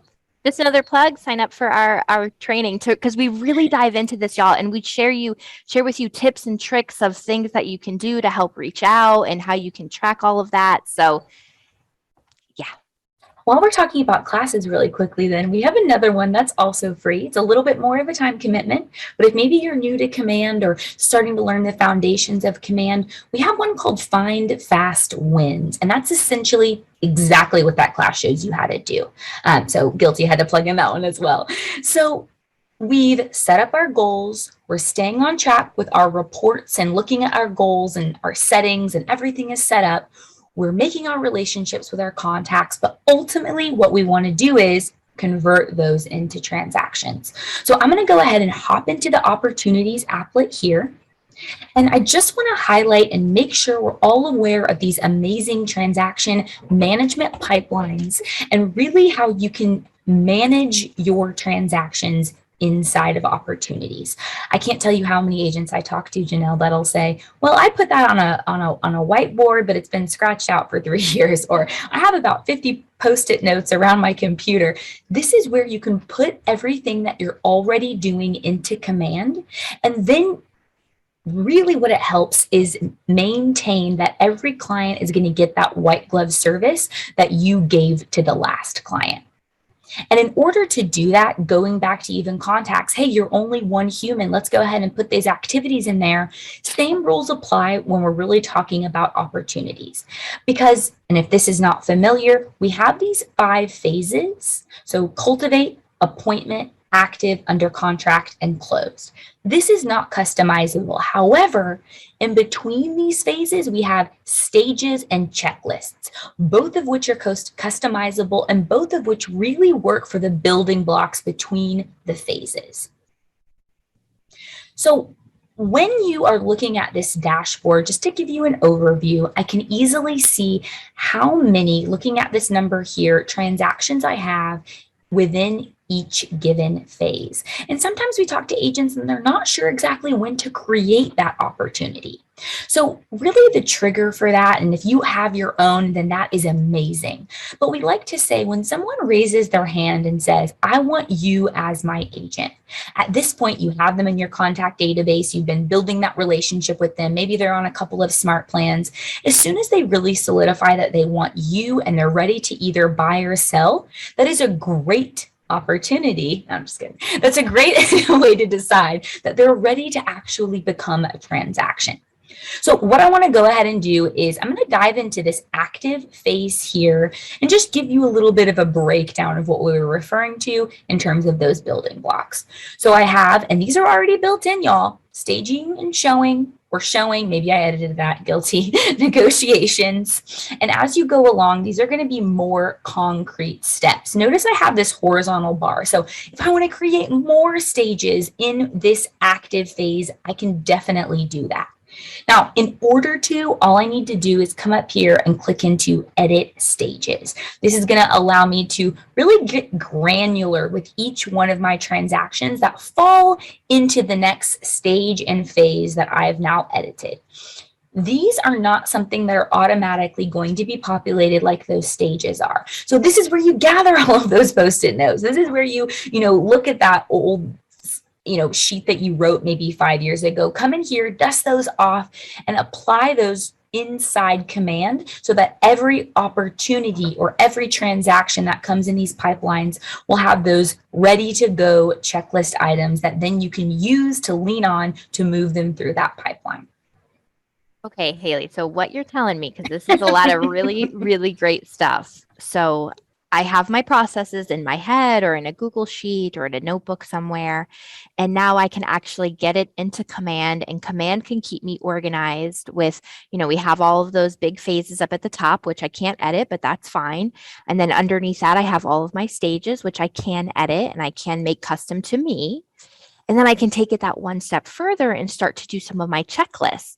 So then at any given point, if I see that James is somewhere, say in my active and he's in my showings, I know what the checklist items are that I need to get done to get him to that next stage or even that next phase, right?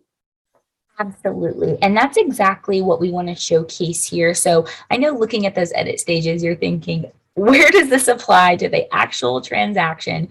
So just to give you a breakdown of that, and I love that you did that because it is a little bit of an opportunities inception. We have those phases, and notice I'm in the active phase. So I'm showcasing here now all the stages within it. And then these are where the checklist items actually live. So I know Alicia John needs these steps completed before I can move her then to the next stage. So this is where it can really be utilized to keep you on track within each opportunity so that no one falls through the cracks. And what I love about this too, Haley, is that I can kind of test this out, right? Like, so if I think I know what my process is now, I get some opportunities here, I start moving them through, things change, the market changes, the demand is different, steps Absolutely. change. It may be different because of the type of transaction or the type of buyer or seller that I'm working with, or whatever the case is. I can do some ad hoc checklists and everything, but the key here is that everything is editable. So don't feel like when you get in here and you start to kind of set yourself up that it's kind of set it and you're stuck with it. So if something's not working, change it, get in here, make updates, rearrange some things. If you're like, I keep having to go back and then forward and then back again, nothing's set in stone. Absolutely. This is always going to be customizable for you. And I love that you mentioned that kind of ad hoc checklist item because, it's not all one size fits all. We talked about developing those processes and of course having that white glove service, but if maybe this person needs something special, I can add checklist items on the fly really easily just by going into that actual transaction and typing in that checklist item. As a bonus here, just because I'm looking at it, and I would be very sad if we went through this call and I didn't mention it. Notice if I hover over this right side here, I have a set due date. So if you end up setting due dates here, they'll actually go into your opportunity tasks, which is an added bonus. That means I might not have to come in here every day and see exactly what I need to do because I can look at my tasks and see that more on a holistic level before diving into the opportunities applet. Now, a big piece, a very important piece in any type of transaction, Janelle, is going to be a documents tab. So, and I am going to just go ahead and dive in here because I do want to mention within these actual opportunities, I know that y'all have seen these dates. I know it. And a lot of agents tend to not put these dates in here. After today, this area might look a little bit familiar, and it's because we saw them in the opportunities reports. So going now, knowing that this is not a dead area, all of this rolls into reports, all to give you that insight. I'm going to cross my fingers and hope that, now maybe we can come in here and add some of these now that you know what kind of value they bring. Now, I am going to go over just to this documents tab here because I do know that this is a very important area for our agents. So, signing digitally, whether you're using DocuSign or Dotloop, we do have a couple of different DocuSign classes, all of which are free. So I definitely want to encourage you to take those if that's something that you're, maybe changing over, maybe your market centers changing that over. So please sign up for our DocuSign classes as well, because those are amazing. So just wanted to go ahead and bring you all here and show you that, because this is where you're going to create that true bridge between Command into DocuSign, pull them back, and then that's when you can submit to your market center and get paid, which is arguably the most exciting part. And I do want to at least mention, implementing those custom stages and checklists will really help you streamline your business. We know that. Now, the insight from the transaction, so those details that we talked about, will roll back into reports and give you the information you need to see. So really all of this goes to show, no matter what applet you're in, is really to see what kind of relationships you're building, what kind of transactions you're having, and really ultimately, is it going to roll up into the goals that you want to achieve? Perfect. And the cherry on top, I feel like, is that we're still in one system, y'all. Like, we're not in all of these other, okay, open this window. Now let's log into this system. Let's check what that number is. We're literally in one system that's taking me from setting my goals, knowing what my goals are, and then having all of the info rolling up and telling me what I need to do to actually achieve said goals that I just set. One-stop shop, Janelle.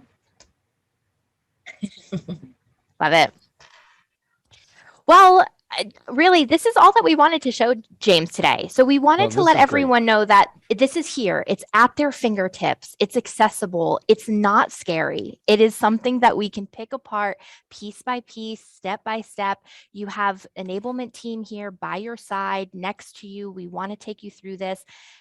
Our team loves this stuff. I mean, if you couldn't tell by Haley's enthusiasm and all, like, this is our bread and butter. We love all the technology. So we want to be that partner with everybody out there that wants to dive into this and start looking at their business a little differently. Well, I'm so thankful that you both were here to share. At the end of the day, your business is your database. And if we aren't in a constant flow with our database, then it's going to be really hard to have a steady, successful business. And right now, it matters maybe more than ever, as Jason walked through, how to be unique with your database and check in. And using Command or whatever CRM you use. We're highlighting Command because that's the one we've got, and Haley and Janelle are experts on it. And yet using your database is leverage, right? It's the 3 L's: leads, listings, and leverage. And leverage is people, systems, and tools. Well, you've got Command as a system and a tool to support you. So what I'd recommend, and I know we'll put it in there again, you guys do so much free stuff. There's stuff they can pay, and if they want to go even deeper as well, they can totally do that. Yet you do so much free stuff, and I wanted you to take a half hour on this shift workshop to really point out some of those things, because look, let's adopt some of the tools that we have to help your business be better. Is there any final message, Haley or Janelle, you want to share with the people before we kick it? If you have any comments, questions, or concerns, any how do I do this in Command, please, please, please email learncommand@kw.com. Our team is ready and waiting for you. Well, it's important to remember that anytime we learn something new, we experience stress and frustration. And most of the time, and Janelle and Haley, you could tell us, most of the time you hear from people when they're frustrated, right? Why? I can't figure out how to use this, and why isn't that working? And usually you teach them how it's done. Like the command works fine. It's showing them how to navigate that and how to use it. It makes me think of, real quick, we'll wrap up with this. Do you all know The Amazing Race? Are you familiar with The Amazing Race, that show on the CBS? Do you know what I'm talking about? Mhm. I want to be on that show, but I want to wait for like 20 more years when my daughter is 30 and I'll be like 65, and she'll be like, Dad, come on. And I'm like bringing up, and she's like, come on, Dad. But I want to be on that show with Naomi. But we were watching an episode yesterday, and they had to, they had to drive from like one spot to another, except they were in Scotland. So you drive on the right. So you get in Scotland, and the steering wheel's on what would be the passenger side here. But then here's the deal, Haley and Janelle. It was a stick shift. So now I can drive. Can either of you drive a manual? Can either of you drive a stick shift, Janelle or No, sir. Haley? No. I promise you, Grace Vroom totally can. But here's the thing, the stick shift, it's all backwards. Like I can drive a stick, I can put my foot on the gas and change the gear with my right hand. But could I put my hand on the steering wheel and my left hand to change gears? Like No way. that's so crazy and backwards. And you watch them start to try to drive these cars, and they're stalling out, whatever. But you know what? After about 15 minutes, they had it figured out. Like they were really stressed. The one couple like had to stop, and he got out of the car and like had to like, give me a minute. But then they got back in the car and he figured it out. Command is just like that. Command is like you've been driving the car the same way the entire time you've been driving, and now you get in and everything's flipped. But it'll take you 15 minutes and you'll figure it out. And the problem isn't the car. The problem is you just don't simply know how to do it yet. Haley and Janelle and everyone on the enablement team at KWU will help you figure out how to drive this car so that you can win your race. And I just made all of that up on the fly. That's a professional at work. Ladies, thank you so much. I appreciate you. Thank you for Thank you, having us. James. Bye, You got James. it. You got it. I'm so proud of you. Thank you. I love Shirley, who leads up our enablement team, and everybody who's part of enablement at KWU. I want them to no longer be the best kept secret in Keller Williams, and I want you to leverage the support and training you can get from that group, because if you want to go from E to P, you need training and coaching and consulting to be able to do that. Okay, so I want to put a bow on today, and as we're doing that, I need you to put your ahas or questions or both in the chat.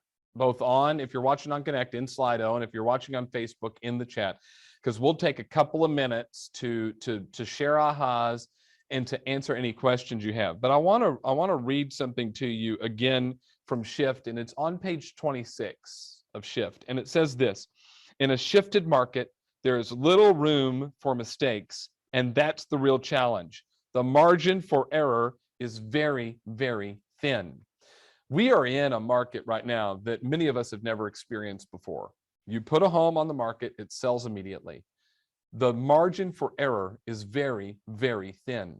When you're working with your buyers right now, you got to move quickly or find properties that are off market or educate them at a level so they write the right kind of offers. When you're working with a seller, you've got to be able to walk them through their opportunities, help overcome their objections. Once you get it under contract, you got to keep it together. Tomorrow, you want to come back, because we'll be back and better than ever tomorrow. Tomorrow is all about helping you get into action. So here's what's going to happen. You come to the same place you came today, Connect Live. So you go to kwconnect.com, or Pivot Shift Ahead in the Facebook group. We're going to start at noon Central. Now, to help you make sure you know you're in the right place, we'll start some like fun little videos before that, 10 or 15 minutes before, but we'll start right at noon Central.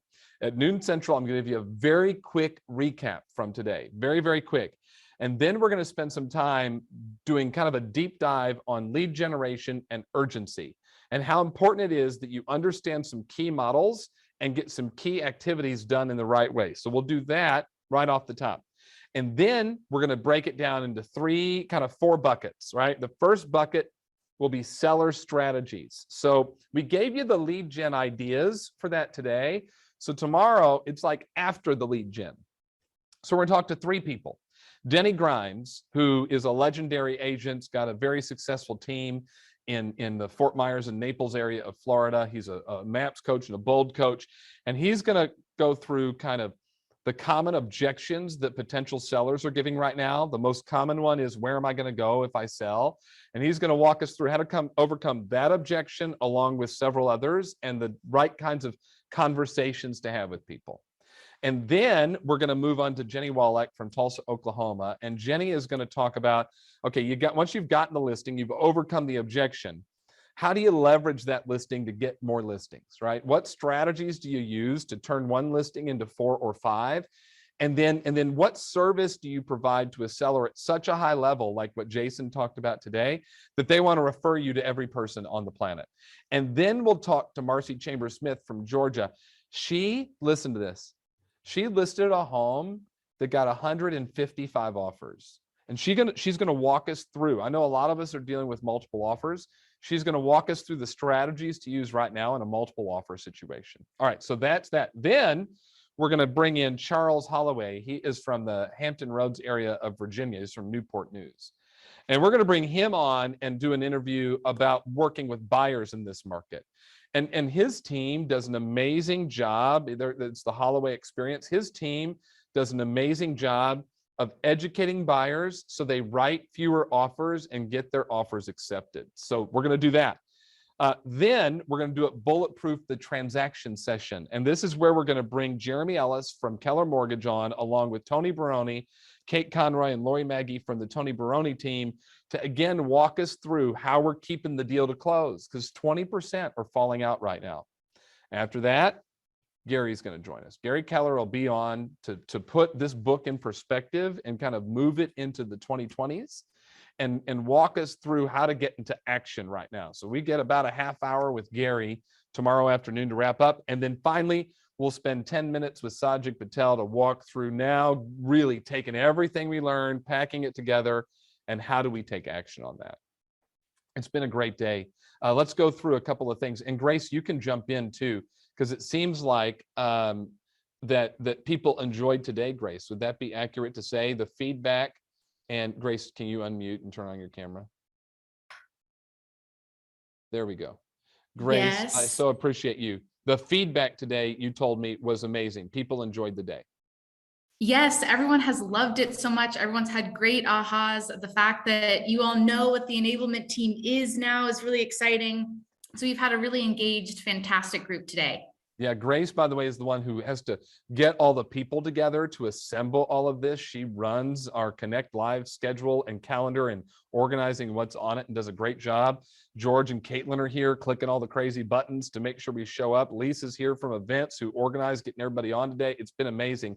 You said some of the ahas. One of them, Grace, was somebody said not getting lead gen done day in and day out may suffice in a hot market, but it puts you out of business in a cold one. There are a lot of people that had ahas around lead generation, right?